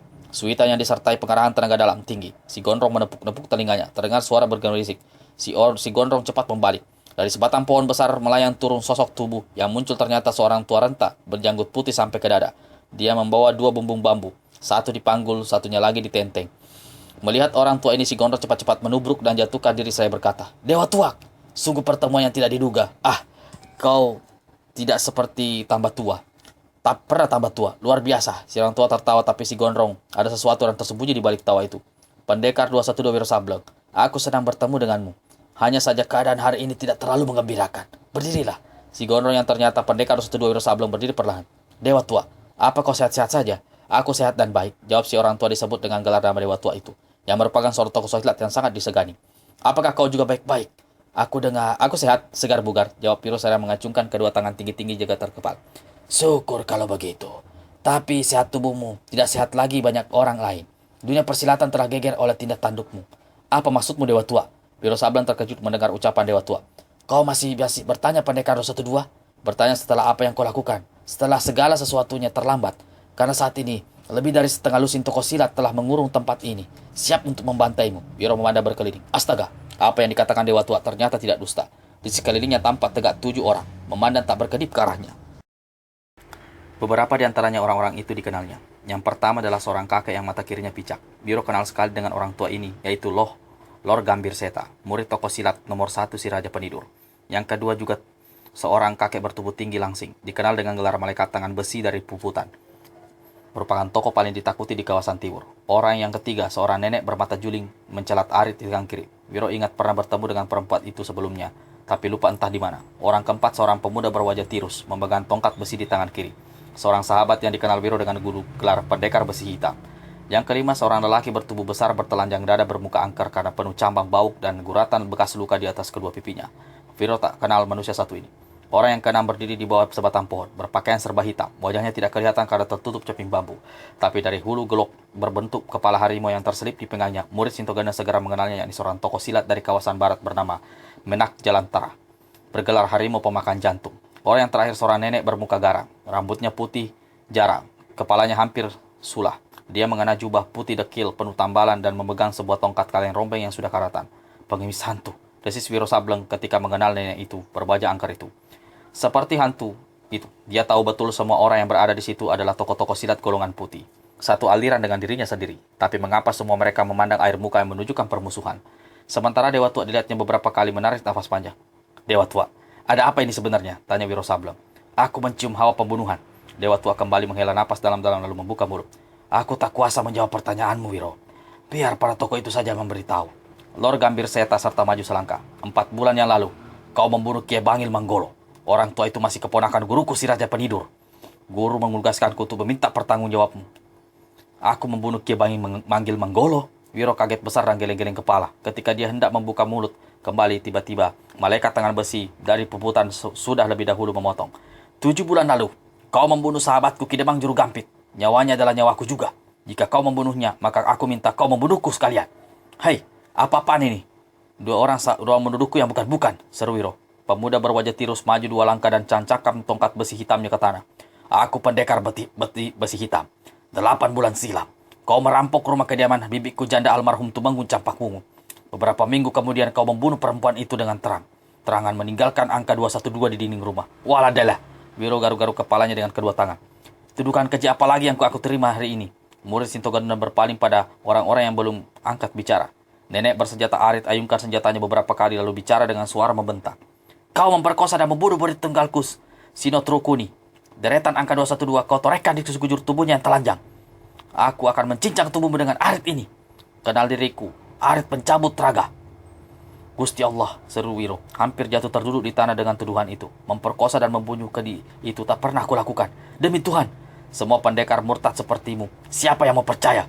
Satu hentakan terdengar. Yang membentak adalah lelaki bertelanjang dada yang wajahnya penuh cambang bauk dan guratan duka. Kau membunuh adik kembarku ketika dia bersama rombongan pasukan kerajaan mengejar 2 tokoh pemberontak di selatan 5 bulan lalu. Jangan berani membantah. Aku sendiri menyaksikan kejadian itu. Mati aku. Ya Tuhan, urusan gila apa semua ini? Seru Wiro dengan mulut bergetar. Harimau pemakan jantung gerakan tangan kanannya ke pinggang. Golok berkulu kepala harimau itu terhunus telanjang dari sarungnya. Golokku sudah lama, ini tidak minum darah langsung dari jantung. Hari ini kau akan memberinya minuman. Pendekar 212. Apa pula dosaku padamu? Tanya Wiro. Kau mengobrak-abrik pengguruan silatku 2 bulan lalu. Membunuh 6 orang muridku. Ingat peristiwa di Lembah Merak Putih. Lembah Merak Putih? Mendengarnya pun baru sekali lah ini. Apalagi pernah datang dan melakukan pembunuhan di tempat itu. Harimau pemakan jantung tertawa. Suara tawanya seperti harimau menggerang. Wow. Wiro berpaling pada orang ketujuh. Nenek sudah bergelar pengemis hantu batu. Dan kau nenek, apa pula yang hendak kau tuduhkan padaku? Tanya Wiro. 1 bulan lalu, kau merampas 1 karung uang hasilku mengemis selama bertahun-tahun. Uang itu tidak jadi soal bagiku, karena mungkin bukan rezekiku. Tapi kau membunuh serta 3 orang pengemis anak buahku. Menggurat angka 212 di kening mereka. Keji dan sombong. Jika aku membunuh orang, tidak mungkin aku berlaku tolol meninggalkan tanda yang mudah dikenal seperti itu. Tolol atau cerdik, yang jelas ketololan dan kecerdikanmu berakhir pada kematian. Jawab si nenek sambil sunggingkan seringai aneh. Dewa tua, terdengar suara Lor Gambir Seta. Kami ingin tahu di mana kau berdiri. Kau telah menolong kami mencari pendekar sesat ini. Setelah bertemu, apakah kau juga akan turun tangan bersama kami? Sesuai dengan sumpah kesatria para pendekar golongan putih. Menegakkan keadilan, menghancurkan angkara murka. Dewa tua meneguk tuaknya beberapa kali lalu batu-batu. Aku sudah tua. Terlalu tua untuk ikut turun tangan bersama kalian. Kalian bertujuh saja sudah cukup. Biar aku yang bangka ini menjadi saksi kematian seorang sahabat yang kuanggap anak sendiri. Mati karena perbuatannya yang keji. Jadi kalian semua hendak membunuhku? Wiro bertanya sambil memandang berkeliling. Seharusnya tadi kau sudah menyadari bahwa hari ini ada pendekar 212. Satu si nenek bergelar Arit Sakti Pencabut Sukma. Kalian semua gila, teriak Wiro Sitogendang. Tanpa sadar tenaga dalamnya ikut mengalir. Akibat suaranya terasa menggetarkan tanah. 7 orang tokoh sakti terkejut. Tapi hanya sesaat. Di lain kejap ketujuhnya sudah menyerbu. 3 senjata berkiblat. 4 orang yang menyerang dengan tangan kosong. Dalam keadaan seperti itu dan tangan kosong bisa membunuh lebih cepat daripada senjata. Murid Eyang Sintogonda berseru keras. Kedua kakinya dijejakkan ke tanah. Tubuhnya melesat setinggi 2 tombak ke udara. Ke langit. Kau lari pun kami kejar. Teriak Arit Sakti Pencabut Raga seraya menyusul melompat dan membabakan senjatanya ke arah 2 kaki Wiro. Pendekar 212 terpaksa membuat diri berjumplitan ke kiri. Tapi dari jurusan ini berderu langkah besi, malaikat tangan besi dari puputan, mencari sasaran di batok kepalanya. Wiro lepaskan pukulan orang gila mengebut lalat. Malaikat tangan besi merasakan tangannya bergetar dan tubuhnya hampir terjengkak ketika angin sakti merabrak tangan dan sebagian tubuhnya. Cepat dia terungkap diri ke bawah sementara Wiro saat itu harus pula menghadapi sambaran golok harimau pemakan jantung yang ganas sekali menusuk tepat ke arah jantungnya. Di saat yang bersamaan, pengemis hantu gerakan kaleng rombeng yang berhasrat ke atas. 10 uang logam menderu mencari sasaran di tubuh pendekar 1-2. Mati aku, teriak Wiro dalam hati. Tangan kirinya segera melepaskan pukulan pertahanan benteng tubuh, yakni benteng topa melanda samudra. Pemuda cerdik ini sadar sekali kalau pukulan sakti itu tidak mungkin menyelamatkannya dari 7 serangan maut. Maka secepat kilat tangan kanannya bergerak ke atas pinggang. Maka berkiplah sinar putih menyilaukan di udara pagi yang cerah itu disertai suara gaungan laksana 1000 tahu mengamuk. Kapak maut naga gede 1-2. Awas! Teriak Lor Gambir serta merta Seta, murid si Raja Penidur. Tring, tring, tring, tring, tring. 4 uang logam yang ditabur si pengemis hantu sempat dihantam kapak maut naga geni 212. 6 lainnya diteluruh terkena hambatan angin senjata mustika itu. Menyusur suara terang. Kapak sakti itu beradu dengan badan golok mustika di tangan harimau pemakan jantung. Kagetlah tokoh silat ini ketika dia merasakan tubuhnya tergoncang keras hampir terjungkal. Goloknya bahkan nyaris lepas. Ketika dia meneliti masih untung senjatanya tidak ada yang gompal. Kurung yang ketat. Jangan biarkan tukang perkosa, pembunuh dan rampok itu lolos, teriak Aris Sakti pencabut raga. Di antara semua penyerang nenek ini yang paling besar dendam kesumatnya terhadap Wiro. Wiro putar kapak naga gede dengan sebat. Tenaga dalamnya dikerahkan penuh. Tubuhnya laksana batu karang membentuk ombak raksasa. Tampaknya dia akan sanggup menghadapi badai serangan itu. Namun 7 lawannya adalah tokoh-tokoh silat kelas 1 yang berkepandaian masing-masing rata-rata sama tingginya. Dikeroyok begitu rupa meskipun murid Sintogandan sempat menghantam roboh pendekar besi hitam dengan tendangan kaki kanan hingga pemuda itu pingsan dengan 4 tulang iga patah. Namun, dalam kecamuk yang luar biasa hebat itu, dia tak sempat mengelak atau menangkis bacokan Aris Sakti bergerak Aris Sakti pencabut sukma. Bau kanannya luka besar. Darah mengucur deras. Kapak naga geni 1-2 terlepas dan jatuh ke tanah. Langsung disambar oleh harimau pemakan jantung.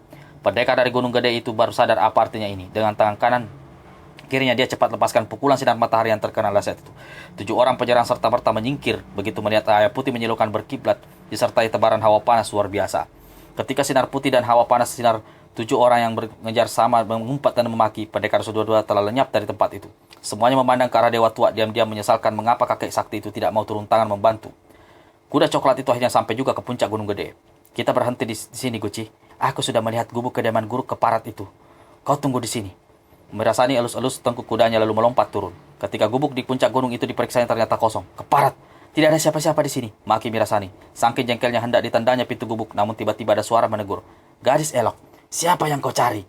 Mengapa marah-marah dan hendak menendang pintu gubukku? Mirasani cepat berpaling. Suara itu datang di atas pohon 6 langkah di samping kirinya. Ketika mendongak ke atas, tampaklah sosok tubuh kurus kering berbaring di atas cabang pohon. Seolah-olah tergambar gorek berhelah-helah di atas ranjang. Padahal cabang pohon itu hanya sebesar lengan manusia. Melihat sosok tubuh yang bergolek di atas cabang pohon itu, Mirasani lantas berteriak, "Kau pasti Sinto Gendeng, guru pendekar Rosatul Biru Sableng." Turun. Tubuh di atas cabang pohon tampak bergerak bangkit. Dari sikap berbaring di sikap tubuh itu duduk berjuntai. Ternyata dia adalah seorang nenek bertubuh tinggi, berkulit sangat hitam. Tubuhnya boleh dikatakan hanya tinggal kulit pembalut tulang saking kurusnya. Kekurusan dan kehitaman yang luar biasa ini membuat wajahnya angker hampir menyeringai dan menyerupai tengkorak. Air, apalagi mukanya dan kedua rongga matanya yang cekung, sementara tubuh dan alis mukanya putih. Rambut dan kepalanya sebenarnya tidak dapat lagi dikatakan rambut, karena sangat jarang. Anehnya, nenek angker ini mengenakan 5 tusuk konda yang terbuat dari perak yang disisipkan bukan pada rambut, tapi langsung menancap di kulit kepalanya. "Ada apa kau mencariku? Ada apa kau mencariku?" si nenek mencanya. Ternyata dia memang Eyang Sinto Gendeng, nenek yang hampir berusia 100 tahun dan merupakan tokoh silat paling ditakuti karena ketinggian ilmu dan kesaktiannya. "Siapa bilang aku mencarimu?" jawab Mirasani dengan meregut. "Aku mencari suamiku." "Edan, apa kau kira aku menyembunyikan atau menyekap suamimu di sini? Kau kesasar atau kurang waras? Muridmu yang tidak waras, gila, busuk, jahat dan keji. Muridku, siapa maksudmu?" Sepasang mata Sinto Gendeng berkilat, tanda si nenek naik mulai marah. "Masih bisa bertanya, siapa lagi kalau bukan si Sableng bernama Wiro itu? Apa ada muridmu yang lain?" Tubuh yang duduk di atas cabang pohon tiba-tiba saja meluncur ke tanah seolah-olah ada tali bergelantungan. Begitu sampai di tanah, si nenek bukannya berdiri tegak, tapi duduk menjeplok. "Mendekat ke sini, gadis bermulut sembrono," ujar Sinto Gendeng seraya menggoyang-goyangkan jari telunggulnya. Mirasani hanya mendekat 2 langkah. "Kau mencari muridku atau suamimu? Bicara yang betul. Muridmu itu ya suamiku itu." "Gila, muridku masih perjaka, belum kawin. Enak saja kau mengakuinya sebagai suami." "Nenek pikun, kau tahu tentang muridmu? Dia mengawiniku 9 bulan lalu. Ternyata dia bukan pendekar sejati, tapi perampok, pembunuh, dan pemerkosa." Plak! Satu tamparan mendarat di pipi Mirasani. Gadis ini sampai terpekik, bukan karena sakit, tapi karena kaget bercampur heran. Si nenek dan dirinya terpisah hampir 3 langkah dan perempuan itu dalam keadaan duduk pula. Bagaimana tangannya tiba-tiba menampar sejauh itu padahal tubuhnya tidak bergerak barang sedikit pun. "Berani kau bicara tak karuan, kupecahkan batu kepalamu," mengancam Sinto Gendeng. "Kau telah mengganggu ketenanganku di puncak gunung ini. Lekas pergi dari sini. Tempat ini bukan tempat tamasya orang-orang sinting macammu." "Guru dan murid sama sedengnya. damprat Mirasani. Tangan kanan Sinto Gendeng kembali berkelebat, tapi kali ini Mirasani lebih waspada.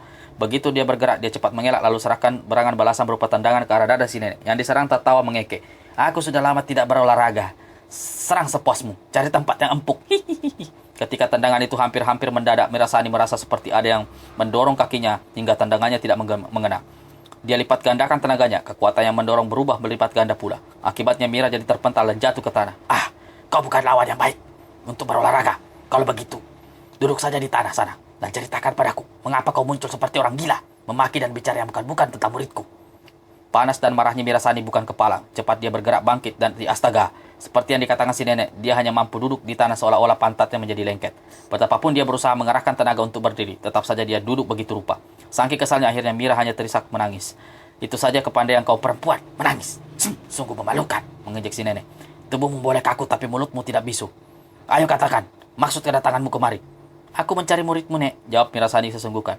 9 bulan lalu kami kawin. 9 bulan lalu lantas apa yang sekarang jadi? Apa kau jadi bunting? Mirasani menggeleng. Kalau sempat aku hamil, rasanya ingin lebih baik mati saja. Mengapa begitu? Nanya Sinto Gendeng. Aku menyesal menerimanya sebagai suami. Kalau saja aku tidak berkaul, tidak dikalahkannya dalam pertandingan itu. Tunggu dulu. Kau bilang kau dikawinin muridku 9 bulan lalu. Betul. Muridku si Wiro Sableng itu. Wiro mengangguk. Dusta gila. Muridku betapapun edannya, tidak akan dia kawin begitu saja tanpa memberitahuku seperti anjing kawin di jalanan saja. Kau boleh percaya, kau boleh tidak percaya. Tapi demi Tuhan, aku tidak berdusta. Lalu Mirasani menuturkan bagaimana asal-muasalnya sampai dia kawin dengan pendekar Rosotudo Wiro Sableng. 1000 kali berkata, aku tetap tidak percaya. Muridku tidak segila itu. Terserah padamu, Nek. Penuturanku belum habis. Beberapa bulan setelah kami kawin, baru ketahui kalau dia ternyata seorang perampok dan pembunuh keji. Salah seorang korbannya adalah guruku sendiri, Kidemang Juru Gampit. Ah, Kidemang Juru Gampit katamu? Dia adalah sahabat lamaku. Dan bukan cuma guru yang jadi korbannya. Banyak lagi tokoh-tokoh silat. Bahkan dia juga membunuh Kiai Bangil Manggolo, ketua pesantren Tugul Kencono, merampok dan menculik anak gadis orang lalu memperkosa dan membunuhnya. Tidak. Muridku tidak akan pernah jadi dajjal seperti itu, jelas Sinto Gendeng. Tubuhnya yang tadi duduk tiba-tiba saja berdiri. Ternyata nenek itu tinggi sekali. Setelah berdiam diri sesaat, maka Sinto Gendeng ajukan pertanyaan. Apa maksudmu mencarinya? Apalagi kalau bukan membunuhnya. Dia meninggalkan diriku begitu saja, membuat malu kedua orang tuaku, membunuh guruku. Kalau begitu kau bermaksud hendak membunuh suamimu sendiri. Dia bukan lagi suamiku, tapi iblis yang harus disingkirkan dari muka bumi, jawab Mirasani. Keliru. Kau pasti keliru. Si nenek gelengkan kepalanya. Ada yang tidak beres. Pasti ada yang tidak beres. Kalau ada yang tidak beres, itu adalah muridmu sendiri, tugas Mirasani.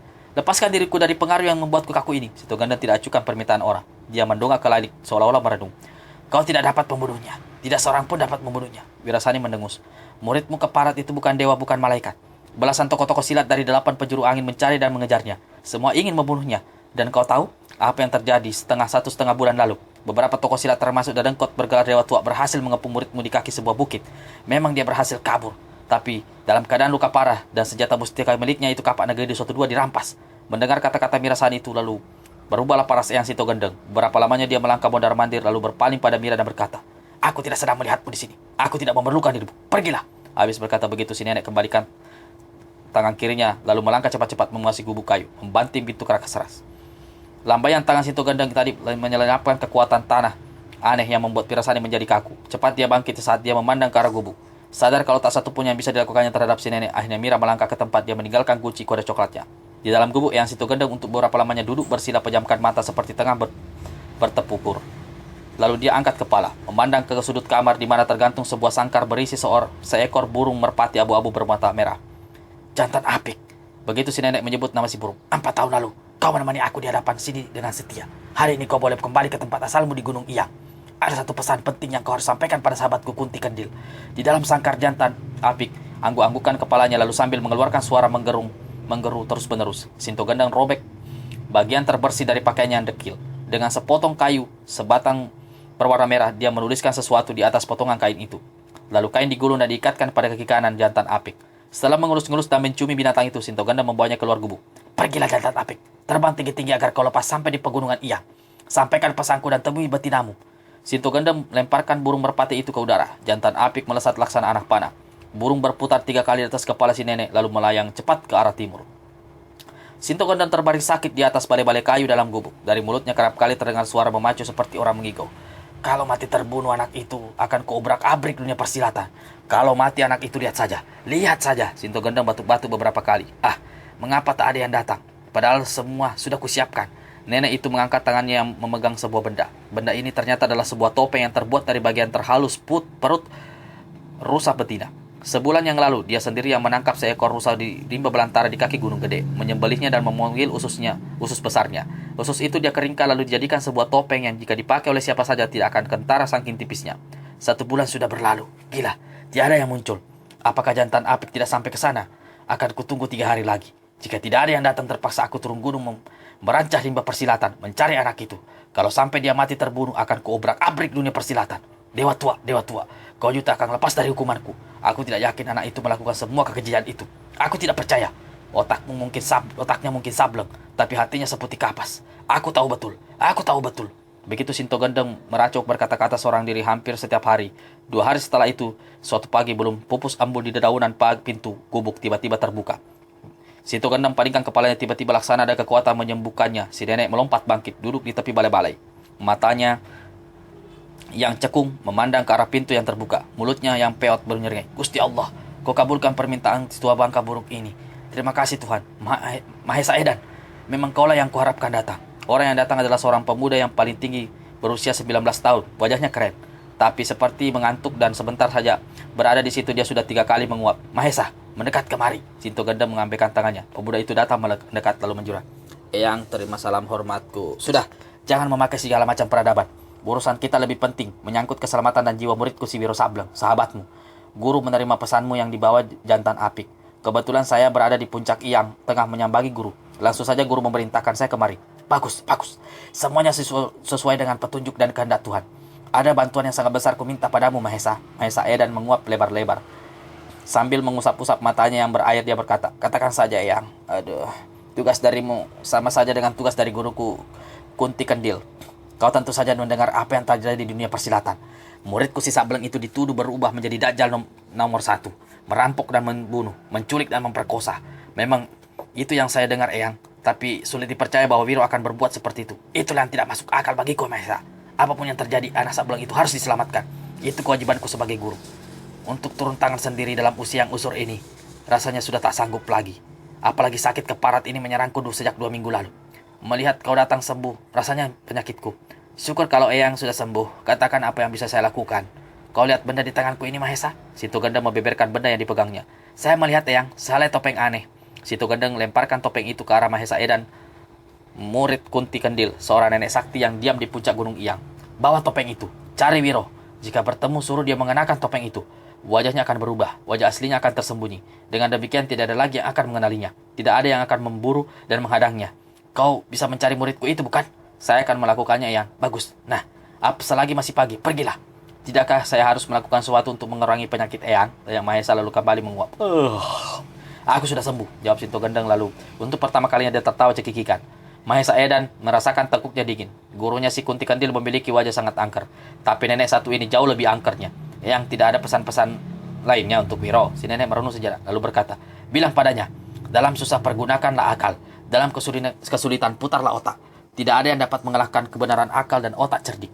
Saya akan sampaikan kata-kata Eyang padanya. Saya minta diri, Eyang. Sinto Gendeng menyeringai, lalu anggukkan kepalanya. Pergilah cepat. Berlarilah seperti dikejar setan. Gadis berpakaian ungu itu membuka kedua matanya, menatap langit-langit goa lalu memasang telinga tajam. Dia kembali menangkap suara itu. Perlahan-lahan tanpa suara dia menegur tubuh mendekati sosok pemuda yang berbaring di samping kirinya dan berbisik. Wiro, aku pasti mendengar langkah orang mendekati mulut gua. Aku juga, sangat samar-samar. Pasti ada seorang berkepandang tinggi. Lekas tiup pelita. Balas berbisik si pemuda yang bukan lain adalah pendekar Rosa II Wiro Sableng. Saat itu, dia berada di dalam sebuah goa bersama Anggini, murid Dewa Tua. Setelah kehilangan kapak naga Nido 12 dan terluka parah pada bagian bahu, Wiro berhasil merekam diri tanpa menyadari bahwa Anggini mengikutinya. Sebenarnya, gadis itu ikut bersama Dewa Tua dan 7 tokoh silat. Namun karena hatinya meragu bahwa Wiro benar-benar telah menjadi pemuda manusia jahat, maka dia tidak turut mengeroyok si pemuda. Betapapun dia juga masih mempercayai Wiro yang secara diam-diam dicintainya. Ketika Wiro jatuh tersungkur di kelemasan dalam perairannya, Anggini segera menolong murid Sinto Gendeng ini, menaikkannya ke atas kudanya yang sebelum memang telah ditinggalkan di situ tempat. Kalaupun tidak menyaksikan dengan mata kepala mereka, namun 7 tokoh silat menduga bahwa Anggini lah yang telah menolong menyelamatkan orang yang mereka kejar. Kalau tidak masakan pemuda itu dalam keadaan terluka itu bisa lenyap seperti itu. Akibatnya para tokoh silat Dengan Dewa Tua timbul rasa saling tidak enak. Lebih dari sebulan Anggini merawat dan menyembunyikan Wiro dalam goa hingga akhirnya lukanya sembuh. Perdampingan sekian lama membuat rasa cinta kasih Anggini terhadap pendekar itu bersemi kembali. Sebaliknya, pendekar 1-2 lebih banyak menghormati Sandara dan merasa berhutang budi dan nyawa atas pertolongannya. Selain itu, Wiro menganggap bahwa saling tolong-menolong adalah hal biasa dan kewajiban dalam dunia persilatan. Kalau saja pikirannya tidak kacau memikirkan keadaan dan kapak mustikanya, mungkin murid Sinto Gandang itu akan tidak seacuh itu. Pada saat Anggini meniup pelita di dalam goa, saat itu pula di mulut goa terada sosok tubuh seseorang. "Wiro, aku tahu kau ada di dalam sana." Orang di mulut goa berseru. Anggini memberi isyarat agar Wiro tak menjawab. Lalu gadis ini membentak, "Siapa kau?" Tak ada orang bernama Wiro di sini." Orang di mulut goa terkejut karena tidak menyangka akan ada jawaban suara perempuan. "Jangan berdusta. Aku tahu pendekar 1-2 Wiro Sableng ada di dalam sana. Kau pasti tidak tuli." Setelah ditanya mengapa tidak menerangkan diri, kembali Anggini membentak, "Nama aku Mahesa Edan. Aku sahabat pendekar 1-2. Diutus oleh Eyang Sinto Gandang untuk menyerahkan sesuatu." Anggini saling pandang dengan Wiro. Mungkin orang itu menipu. Jangan-jangan salah satu dari tokoh silat yang mengejarmu, bisik Anggini. "Aku seperti mengenali suaranya. Suara suruh dia masuk 3 langkah. Aku akan bersiap-siap dengan pukulan sinar matahari," bisik Wiro. Lalu angkat tangan kanannya. Terasa sakit di bekas luka yang baru sembuh. Wiro menggigit bibirnya berusaha menahan sakit. Perlahan-lahan, tangannya mulai tampak. Cahaya keputihan tanda-tanda pukulan sakti itu mulai muncul dan siap diunculkan. "Orang di mulut goa," seru Anggini. "Maju 3 langkah. Jika kau bukan Mahesa Edan, jangan menyesal mampus percuma di tempat ini." "Gila. Kalian mencurigaiku," memaki orang di mulut goa, tapi dia masuk juga sejumlah 3 langkah. Setelah lebih dekat, begitu Wiro baru dapat melihat wajah orang itu agak jelas, dan dia segera mengenalinya. "Sahabatku Mahesa Edan, selamat datang di tempat persembunyianku ini," berseru Wiro lalu bangkit berdiri. Begitu Mahesa berhadapan dengan dua sahabat itu saling berangkulan. Wiro memperkenalkan Anggini pada Mahesa Edan, murid Dewi Kunti Kembil, yang tampak terheran dan berkata, "Adalah aneh, gurunya si Dewa Tua kuketahui ikut bergabung dan beberapa tokoh silat mengejarmu. Muridnya justru menolongmu. Pikiran manusia berbeda-beda." "Apa anehnya?" sahut Anggini. Mahesa Edan menyeringai lalu menguap bera-bera. "Bagaimana kau tahu dan bisa mencariku di sini?" Hampir tanya Wiro. "Aku berhasil menyerap kabar dari beberapa sahabat. Setelah malam melintang hampir 1 bulan, akhirnya sampai kemari. Nasibmu malam betul, sahabat. Betul, bukan kau yang jadi Dajjal penyebar maut dan segala kekejian yang diburu-buru orang-orang itu. Jika aku percaya dia Dajjal, yang kau maksudkan itu, sudah dulu-dulu kupenggal batang lehernya." Yang menjawab adalah Anggini. Ya, aku tahu. Hati seorang sahabat bisa lebih bersih menilai. Apalagi seorang gadis. Hatinya tentu seputih dan tentu bersih." Paras Anggini memerah di kegelapan. Tanpa disuruh, dia kemudian menyalakan pelita kembali. Mahesa Edan kemudian menuturkan riwayat pesan yang disampaikan Eyang Sinto Gandang. "Gurumu meminta aku menyerahkan benda ini padamu. Dan harus segera kau pakai saat ini juga." "Apa itu?" tanya Wiro. "Topeng," jawab Mahesa Edan. Lalu diserahkannya topeng yang diselipkannya di balik baju. "Topeng? Buat apa?" tanya Wiro. "Jangan tolol. Saat ini mungkin ada 2 lusin atau selusin tokoh silat yang mencari dan ingin membunuhmu. Tampamu yang sableng itu dikenal di mana-mana. Apa kau masih bisa petantang petenteng di luaran tanpa diketahui? Atau kau kira kau bisa bersembunyi di goa ini sampai 100 tahun? Sampai kau dan sahabatmu ini jadi kakek nenek?" Wiro tertawa geli. Dia garuk-garuk kepalanya. "Aku mengerti. Aku tahu apa maksud Eyang Sinto Gandang. Terima kasih kau telah menyampaikannya dengan bersusah payah." Wiro mengambil topeng itu lalu menaikkannya ke wajahnya. Karena topeng itu terbuat dari usus rusa yang sama warnanya dengan kulit muka Wiro, sulit itu mengetahui kalau saat itu dia memakai topeng. Nah. "Setan atau malaikat sekalipun kurasa tidak akan mengenalimu lagi, Wiro," kata Mas Edan. Diam-diam Anggini memuji keahlian Eyang Sinto Gandang membuat topeng seperti itu. Wajah Wiro kini berubah sama sekali. Dia muncul sebagai pemuda lain. "Ada pesan dari gurumu, Wiro. Beliau minta aku menyampaikan ucapan ini dalam susah payah. Pergunakan akal, dalam kesulitan putarlah otak. Tak ada yang dapat mengalahkan kebenaran akal sehat dan otak cerdik." Apa maksudnya itu?" "Mana aku tahu," jawab Mahesa. "Nah, tugasku sudah selesai. Seharusnya aku sudah minta diri dan saat ini. Tapi aku lebih suka kalau dapat menyaksikan akhir dari semua kejadian ini. Siapa sebenarnya yang menjadi biang racun? Aku menyerap beberapa potong kabar. Mungkin ada baiknya jika aku katakan padamu. Menurut kabar yang tersiar di rimba persilatan, pemuda yang malam melintang itu berbuat keji kejahatan itu mengaku sebagai pendekar 1-2. Memang memiliki wajah serta ciri-ciri sepertimu." "Gila," maki Wiro sambil kepalkan tinju. "Bukan itu saja. Dia juga memiliki pukulan sakti sinar matahari." Wiro hampir terlonjak mendengar keterangan Mahesa Edan itu. Ilmu kesaktian itu hanya Eyang Sinto Gandang yang memilikinya. Jika ada orang lain yang menguasainya, berarti dia mendapatkan dari guruku langsung. Gurumu tak pernah mengambil murid lain, berarti dia tak pernah mengajarkan pada siapapun ilmu pukulan sinar matahari itu, ujar Mahesa Edan. Wiro garuk-garuk kepala. Mungkin dia mencuri ilmu kepandaian itu. Sulit dipercaya. Apa sebenarnya yang terjadi? Setelah berdiam sesaat, Mahesa Edan melanjutkan bicaranya. Para tokoh yang melakukan pemburuan terhadap pendekar 212 palsu itu selama ini tak satu pun yang berhasil menangkapnya hidup atau mati. Bahkan semua tokoh silat yang menghadangnya dikalahkan dan dibunuh. Belasan korban telah jatuh. Aku pun jadi korban tuduhan perbuatan bangsat itu, ujar Biro geram. Apalagi keterangan lain yang hendak kau sampaikan, Mahesa? Murid Kunti Kandil mengangguk. Diketahui bahwa pendekar 212 palsu itu kabarnya mempunyai seorang istri, putri seorang hartawan ternama yang tinggal di sebelah timur kota raja. Sang istri kabarnya tengah mencari-carinya karena meninggalkannya begitu saja dan membuat dirinya dan kedua orang tuanya malu besar. Gurumu tidak menceritakan apa-apa tentang istri orang itu.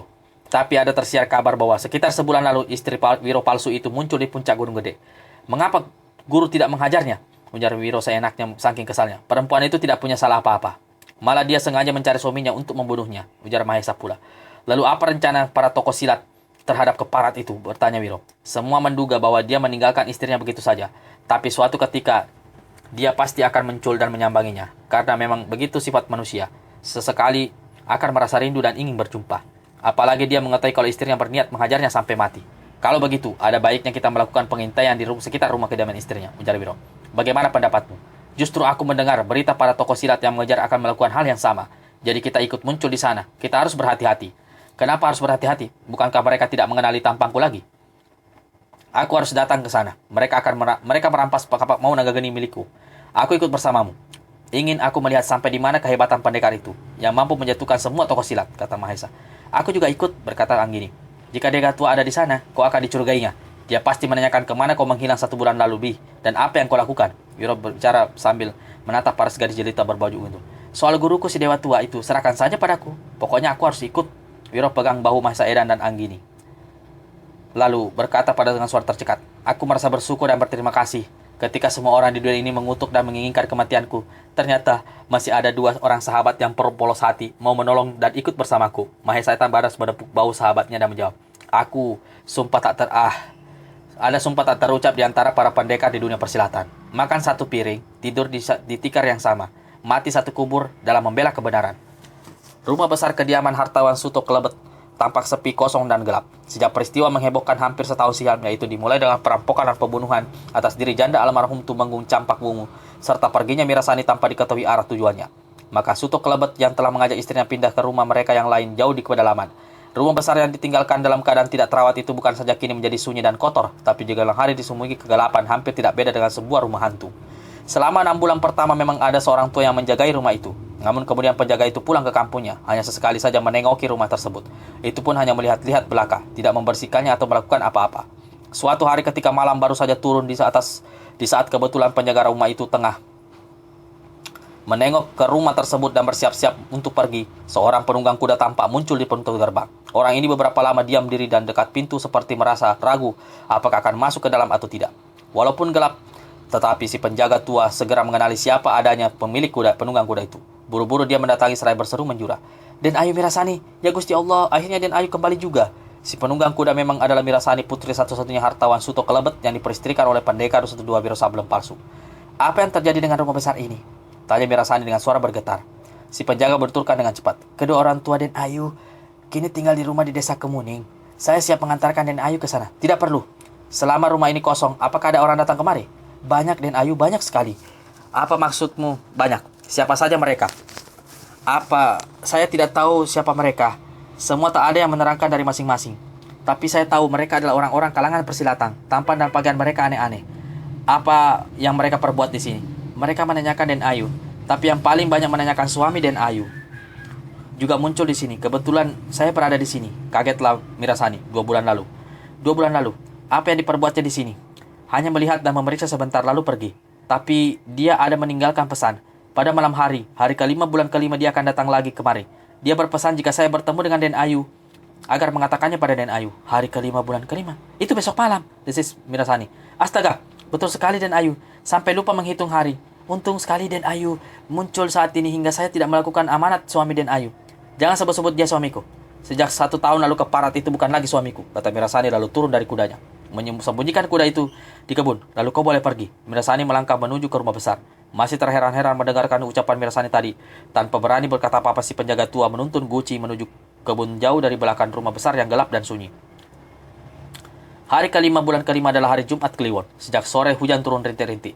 Cuaca gelap dan dingin, kesunyian yang mencerahkan sesekali dirobek oleh suara halilintar menggelepar di kejauhan.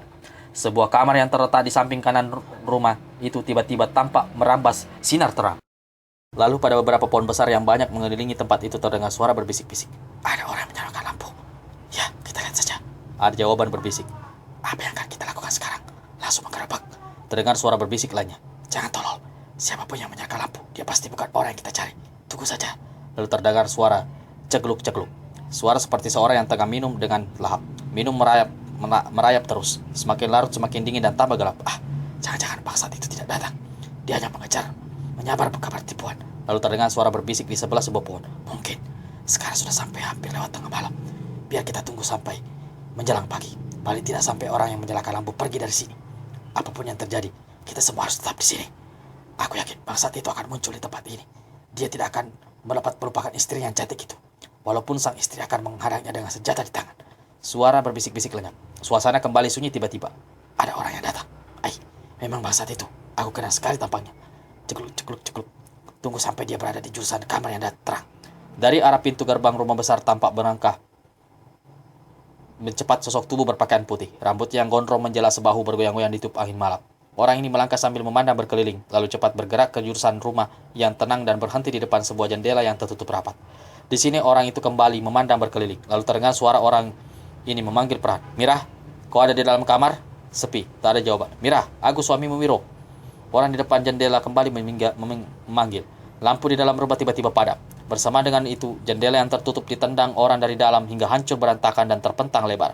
Satu bayangan melompat lewati jendela. Satu bentakan menggelegar di kamar malam. Manusia dajjal, aku bukan istrimu. Kau bukan suamiku. Kau manusia penipu, rampok besar, pembunuh dan pemerkosa. Kau datang kemari memberi mampus. Begitu menginjak tanah, orang yang tengah melompat langsung menyerang lelaki yang dekat jendela. Mira, tenang. Kau tahu apapun yang aku lakukan tak bakal dapat mengalahkanku. Mari kita bicara dulu secara baik-baik. Bicaralah nanti dengan malaikat maut. Teriaksi penyerangnya bukan lain adalah Mirasani. Di tangan kanannya kini terhunus sebilah pedang berkilat. Di atas pohon terberat suara berbisik penuh tegang. Memang dia.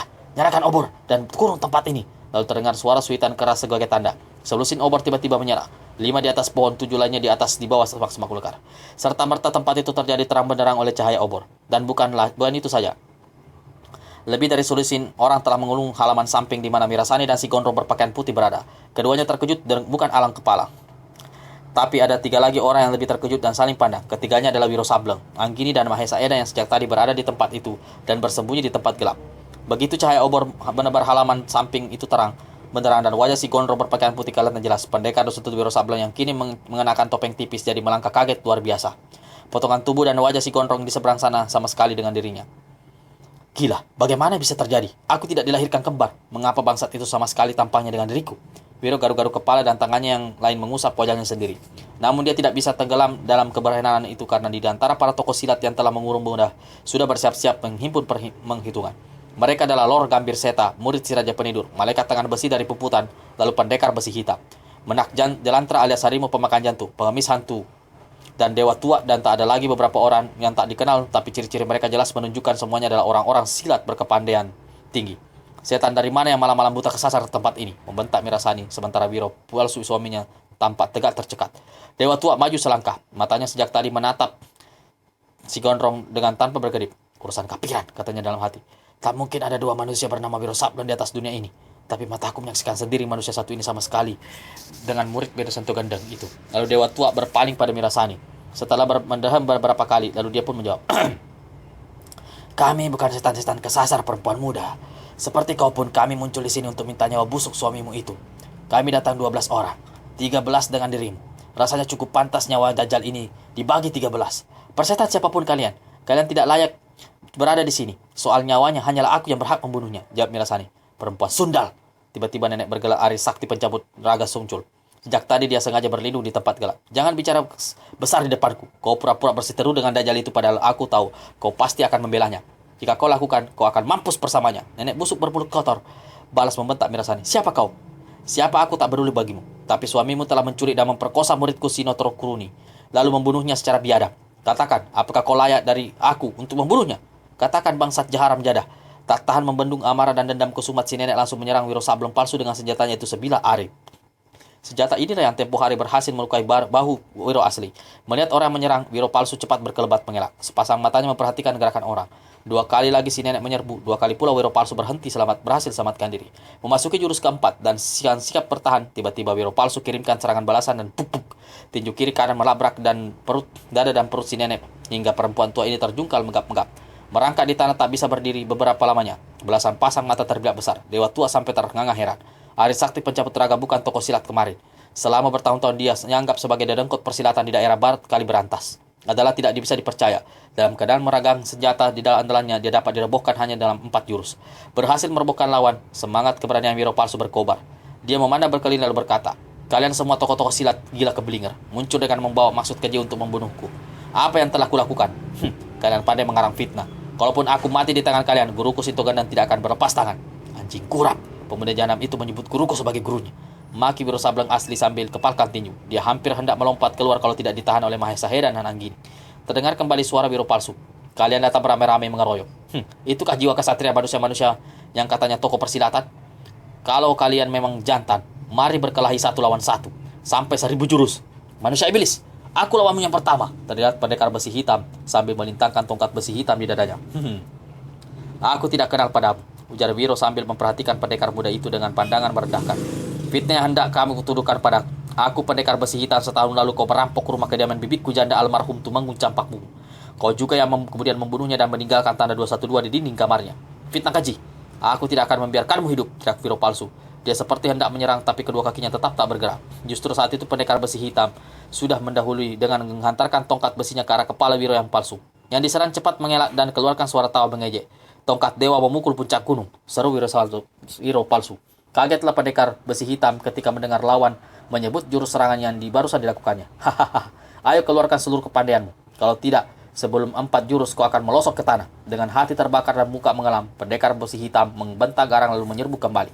Tongkat besinya mengeluarkan suara menderu dan memancarkan sinar hitam redup tanpa dia mengerahkan tenaga dalam untuk menyerang itu. Tongkat sakti tersusuk karang. Tongkat sakti membedul pembendungan. Mulut Wiro palsu tiada hentinya menyebut jurus-jurus serangan yang dimainkan oleh lawan, sementara matanya hampir tidak berkesip melihat gerakan pendekar besi hitam. Memasuki jurus kelima, tiba-tiba Wiro palsu membuat gerakan aneh. Terdengar kemudian dia berseru, "Lihat, aku akan mengubukmu dengan jurus silatmu sendiri." Tubuh Wiro palsu meniup ke kanan dan melesat ke depan. Tongkat sakti menusuk karang. Teriaknya lalu menempatkan serangan dan tadi dilancarkan lewat menusuk. Walaupun hanya menggunakan tangan, pendekar besi hitam terkejut sekali melihat kejadian itu. Lawan bukan saja memainkan jurus tongkat besi menusuk karang itu dengan sempurna, malah gerakannya lebih cepat dan ganas. Lalu puk, pendekar besi hitam terlontar 2 tombak sambil semburkan darah segar dari mulutnya. Tulang dadanya hancur, tubuhnya melingkar di tanah, entah mati entah pingsan. Dewa tua tak dapat menahan hatinya lagi. Sambil memegang bambung bumbu dia berkata, "Mari, layani aku sejurus 2 jurus."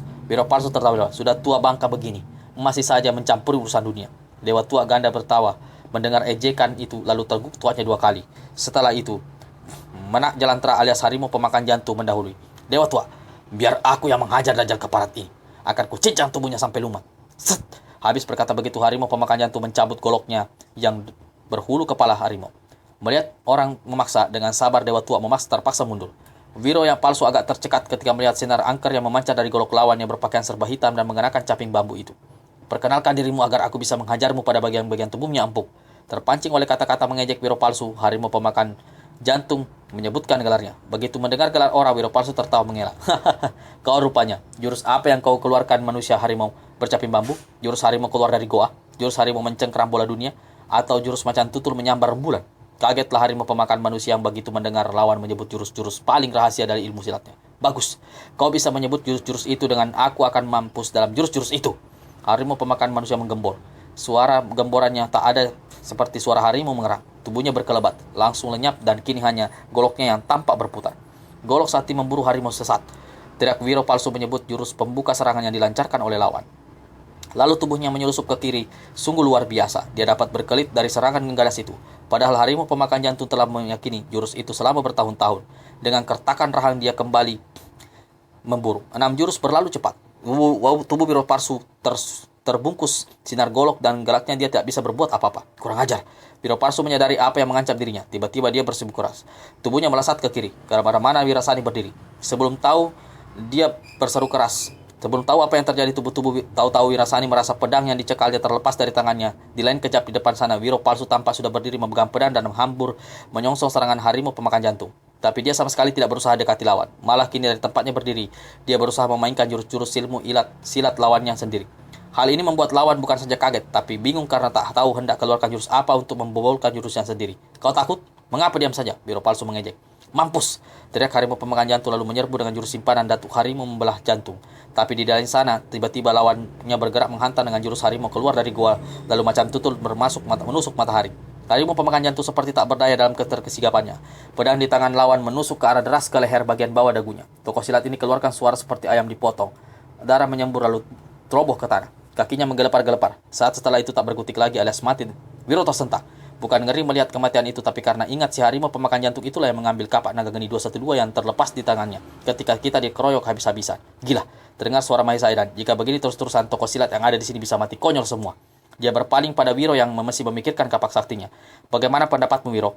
Tanya Wiro yang masih memikirkan kapak saktinya. Manusia satu ini memang luar biasa. Tapi tunggu, aku ikut pesan guru yang kau sampaikan. Dalam susah pergunakan akal, dalam kesulitan putar otak. Tak ada yang dapat mengalahkan kebenaran akal sehat dan otak cerdik. Jelas si gondrong yang mempunyai tampang sepertiku itu memang memiliki akal dan otak cerdik. Maksudmu? Tanya Anggini. Wiro asli garu-garu kepala. Dia memang luar biasa. Tapi kalian saksikan sendiri, semua ilmu-ilmu silat yang dikerukannya bukan kepandaian dia sendiri. Tapi dia justru memainkan jurus silat lawan. Dia menirukannya. Ada sesuatu rahasia di balik keluar biasaan itu. Apa maksudmu? Tanya Mahesa Edan tak mengerti. Wiro kembali menggaruk kepala dan usap mukanya tertutup topeng. Maksudku, pernah kau memikirkan bagaimana kalau kita diserang lawan dengan ilmu silat kita sendiri? Kita akan kelabakan, karena kita memang tidak pernah mempelajari bagaimana cara bertahan jika diserang dengan ilmu silat sendiri. Selama ini semua ilmu silat hanya permusatan pada bagaimana jika diserang ilmu silat lain. Tentu saja memang begitu, karena mana ada pikiran senjata memakan tuannya sendiri. Kenyataannya kita melihat bangsat yang punya tampang sepertiku itu merobohkan lawan-lawannya dengan mengandalkan ilmu silat lawannya. Dia sendiri mungkin tidak memiliki dasar ilmu silat yang andal. Dia hanya memiliki akal dan otak cerdik. Persis seperti kata Eyang Sitogendang. Kalau begitu apa yang kita lakukan? Semua orang yang ada di sini termasuk kita pasti akan dikalahkannya jika berani menghadapinya. Berkata Anggini. Tunggu dulu. Apa yang kurasakan belum tentu kesampaian semua, kata Wiro pula. Ada satu keanehan dalam ilmu silat yang dimainkan orang itu. Dia tidak pernah melakukan serangan pertama kali. Tidak pernah berani melakukan bentrokan senjata. Juga seperti menghindar bentrokan tangan. Mungkin dia tidak memiliki tenaga dalam. Mustahil, bantah Mahesa. Kalau tidak memiliki tenaga dalam, mengapa dia mampu melepaskan pukulan sinar matahari yang menghanguskan itu? Itu yang kepingin aku menyaksikannya, kata Wiro. Aku berniat sekali untuk menjajalnya, kata Mahesa Edan pula. Aku juga, berkata Anggini. Tunggu dulu. Kita diam saja di sini sambil menyaksikan beberapa gerakan lagi. Kalau hanya diam, 2 atau 3 tokoh silat pasti akan dihancurkannya. Aku tidak mau guruku ikut jadi korban, jar Anggini. Wiro garu-garu kepala. Di depan sana dilihatnya dewa tua dan pengemis hantu beserta yang lainnya bergerak dalam bentuk lingkaran, mengurung Wiro Palsu. Kalian hanya mengeroyokku. Pengecut, teriak Wiro Palsu yang melihat gelagat berbahaya itu. Saat itulah Wiro menghambur dari tempat persembunyiannya. Tak ada yang mengeroyokmu, Wiro. Aku yang akan menghangkapmu sendirian. 1 lawan 1. Wiro asli menyeruak asli di balik para tokoh silat langsung menghadapi Wiro Palsu dalam jarak 5 langkah. Siapa pula kau anak muda? Wajahmu sepucat mayat. Belum kugorok lehermu, kau sudah kelihatan seperti tidak berdarah. Wiro asli menyeringai. Aku pacar istrimu itu. Sejak kau meninggalkannya 1 tahun silam, dia telah mengambilku jadi pacar. Jadi kekasihnya. Edan, apa-apaan ini? Si Wiro itu. Bisik Anggini pada Mahesa Edan, pemuda kurang ajar. Kenal pun tidak, beraninya kau mempermalukan aku. Mengatakan aku kekasihmu, pacarmu. Mirasani marah sekali. Sedang Wiro Palsu tampak terkesigap sambil usap-usap dagu. Hati kecilnya bertanya-tanya apa betul pemuda pucat berambut gondrong itu kekasih istrinya. Meski jelas tadi Wirasani membantah dengan marah, tapi bukan mustahil ada semacam sandiwara dengan kemunculan si muka pucat ini. Jika kau mengaku kekasih istriku, lantas apakah ada silang sengketa di antara kita? Bertanya Wiro Palsu. Pasti ada. Karena kau setelah 1 tahun kabur tiba-tiba muncul di sini. Kangen atau kebelet pada istrimu, ha? Sebagai seorang kekasih aku akan mempertaruhkan dirinya. Kau boleh angkat kaki dari sini. Kau memantahku pergi. Kau takut menghadapiku, ujar Wiro Palsu seraya rangkapkan kedua tangan di muka dada. Wiro asli juga rangkapkan kedua tangan di muka dada. Siapa takutkan dirimu? Jika kau memang punya nyali, silahkan menyerang lebih dahulu. Kau mau keluarkan jurus apa? Jurus kunyuk melempar buah atau jurus orang gila mengebut lalat? Atau benteng topa melanda samudra? Atau jurus membuka jendela memandang rembulan? Yang romantis itu. Wiro sebutkan jurus-jurus ilmu silatnya sendiri lalu tertawa gelak-gelak. Di depannya Wiro Palsu tampak memberi tampangnya. Hatinya panas, tapi dia tetap tak bergerak. Tampaknya diam-diam. Dan hatinya bertanya-tanya. Siapa sebenarnya pemuda ini? Mengapa dia tahu jurus-jurus silat pendekar 1-2 dan apakah dia benar-benar menyangkanya sebagai Wiro Sableng asli, murid Sento Gandang dari Gunung Gede? Hai, kau melamun atau memang tak berani melawanku? Wiro asli berseru. Keluarkan seluruh kepandaianmu. Silakan kau memilih bagian tubuhku yang paling empuk dan lunak, sahut Wiro palsu dan tetap saja tidak bergerak dirinya. Bangsat satu ini tidak bisa dipancing rupanya, kata Wiro dalam hati. Lalu dia pun mulai pasang kuda-kuda sementara para tokoh silat yang ada di situ terlupa dengan urusan besar mereka dengan Wiro asli. Dan hanya tegak memperhatikan apa yang terjadi. Perlahan-lahan, dengan gerakan yang amat jelas, Wiro mulai memainkan beberapa jurus serangan. Tapi dirinya sendiri sama sekali tidak melakukan serangan, hanya bersilat di depan. Lalu, sambil bersilat dia menyebut jurus-jurus yang dilakukannya. Jurus anjing buruk kawin di pasar, seru Wiro. Kedua tangannya dihimpit satu sama lain, ditusukkan ke depan, lalu mulutnya keluarkan suara menggonggong. Lihat, jurus monyet tua kegatalan. Lalu Wiro mencak-mencak sambil kedua tangannya menggaruk ke seluruh bagian tubuhnya, dari kepala sampai selangkangan. Dan ini jurus nenek sakti kencing di bawah pohon. Kali ini Wiro hampak berjingkrak-jingkrak, lalu mengangkat setinggi-tinggi kedua kaki celananya, lalu seperti perempuan menyiapkan kain. Setelah itu dia duduk berjongkok dengan kaki terkembang. Dari mulutnya keluarga menirukan perempuan kencing. Ser, ser, ser. Suasana yang tadinya kini berubah, beberapa orang tersenyum-tersenyum menahan gali. Kawan kita yang sudah gila agaknya, Anggini berkata pada Maisa. Jurus-jurus itu, aku tahu betul itu bukan jurus riat yang situ gendeng. Apa sebenarnya dilakukan pendekar konyol itu? Dewa tua tampak umat kami. Dalam dunia persilatan hanya ada satu pendekar konyol seperti ini. Apakah dia? Jangan-jangan orang tua sakti itu memandang ke arah Wiro palsu dan Wiro asli. Dia melihat dua persamaan, pakaian putih dan rambut gondrong, tapi wajahnya jauh berbeda. Ini membuat kembali si kakek menjadi meragu. Hai, ayo, serang diriku, jangan bengong saja. Wiro asli berteriak pada Wiro palsu. Wiro palsu menyerengai. Walaupun orang tampak seperti memperhatikannya, tapi sepasang matanya tidak berkedip, memperhatikan gerakan-gerakan yang dibuat si gondrong di depannya itu. Manusia pengecut, kau hanya berani berjual lagak, memperlihatkan ilmu silat picisan, tapi sama sekali tidak berani merangkul, menyingkir dari hadapanku, membentak Wiro palsu. Wiro asli tampak marah. Pengecut, aku pengecut katamu? Lihat, akan kupecahkan kepalamu dalam 3 jurus. Wiro berkelebat. Kedua kakinya mengurus di tanah. Kedua tangannya yang hampir satu sama lain ditusuk di depan. Jurus pertama, serunya, anjing buduk kawin di pasar. Sesaat Wiro palsu kaget, karena dia dapat merasakan tusukan dari dua tangan saling berhimpit, menebar hawa tenaga dalam yang kuat.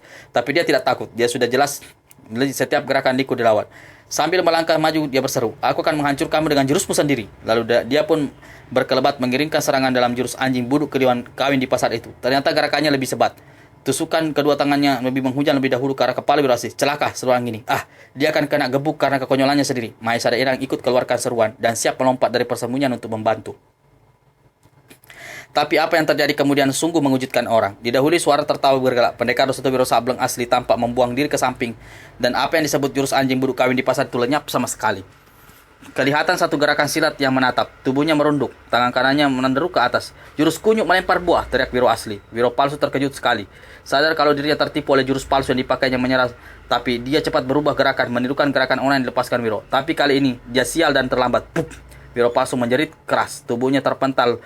Perut terpekuk ke depan, wajahnya yang sepucat kertas. Dia tegak dengan tubuh sempoyongan. Jurus monyet tua kegatalan, teriak Wiro asli. Dua tangannya menggaruk kanan kemari. Dalam keadaan kesaktian dan terperangan, Wiro palsu mencoba meniru gerakan lawan. Tapi Wiro mendadak sontak telah berubah lagi gerakannya. Saya berseru. Jurus orang gila mengebut lalat. Tangan kirinya membabat ke samping, mengamping bahu Wiro palsu dengan keras. Terdengar suara krek, tanda tulang pangkal lengan orang itu patah. Tubuhnya terpental ke kiri, ke arah mana Mirasani berdiri. Perempuan muda ini yang sejak tadi tak dapat menahan hatinya lagi, melompat ke depan dan menjambak rambut suaminya itu, lalu menariknya keras-keras ke bawah. Perempuan itu dihantamkan lututnya keras. Pras! Hidung dan mulut Wiro palsu remuk, darah berkucuran. Jurus nenek sakti kencing di bawah, dan mulut Wiro pun terdengar kembali teriakan Wiro asli. Tubuhnya seperti meluncur, sedang kedua kakinya berkembang. Kali ini dia sama sekali tidak melakukan tiup-tiupan. Apa yang disebut jurus nenek sakti kencing di bawah pohon itu benar-benar dilakukannya. Dengan kedua kakinya, dia jepit tubuh Wiro palsu, lalu dia membantingnya ke samping. Maka tubuh Wiro palsu ikut terhempas menghantam ke tanah. Mukanya makin berkulukuran. Mana pukulan sakti sinar matahari? Keluarkan pukulan saktimu, Wiro asli berteriak. Dia ingin melihat apa yang dengan mata kepala sendiri, apa benar manusia yang memiliki tampang sama dengan dia itu betul-betul memiliki kesaktian tersebut. Wiro palsu bertakan rahangnya. Tangan kirinya masih utuh, bergerak lamban ke atas. Mulutnya yang hancur mengeluarkan suara seperti menjumpal. Lalu dia memukul ke depan. Sinar putih menyuruhkan menghambar hawa panas menduruk ke arah Wiro asli. Murid Sinto Gendeng tidak terkejut. Yang dilepaskan lawan bukan pukulan sinar matahari, walau sinar dan panasnya hampir menyerupai. Dan tangan kanan yang melepas pukulan itu sama sekali tidak berubah menjadi seputih perak, sebagaimana kalau dia melepaskan pukulan sinar matahari asli. Adanya tanpa tendang aling, Wiro menghantam dengan pukulan benteng topa melanda samudra. Dia hanya mengerahkan seperempat tenaga dalamnya. Itu pun sudah cukup untuk menghancur leburkan pukulan lawan dan membuat Wiro palsu terhempat jatuh. Darah mengucur dari mulutnya. Nenek Aris sakti pencatut tenaga yang tadi cedera kini sudah mampu berdiri bangkit. Tak mau ketinggalan. Senjatanya berkilauan dalam obor. Ceras! Arit yang tajam itu memutus bahu kanan Wiro palsu. Orang yang itu meraung setinggi langit. Kedua kakinya tak sanggup lagi menopang tubuhnya yang sudah hancur berancuran itu. Namun, sebelum tubuhnya benar-benar mencium tanah, dua serangan datang mengebuk. Yang pertama kaki kanan Mirasani yang menghancur selangkangannya, hingga kedua kaki Wiro palsu itu menjerit keras dan mata membeliak. Hantaman kedua adalah gebukan kaleng rombeng pengemis hantu, merobek pekik sampai ke pipi, hingga muka Wiro palsu menjadi sangat mengerikan, penuh luka dan kucurkan darah. Tahan! Jangan menghantam membabi buta. Manusia itu sudah sekarat. Terdengar teriakan dewa tua. Semua irang seperti tersentak, sadar orang, dan kini hanya tegak tak bergerak memandangi tubuh yang mandi darah dan mengerang. Larangan itu hanya terdengar beberapa saat lalu lenyap, tanda orang itu sudah putus sudah. Kesunyian mencekam. Hanya terdengar beberapa helai nafas.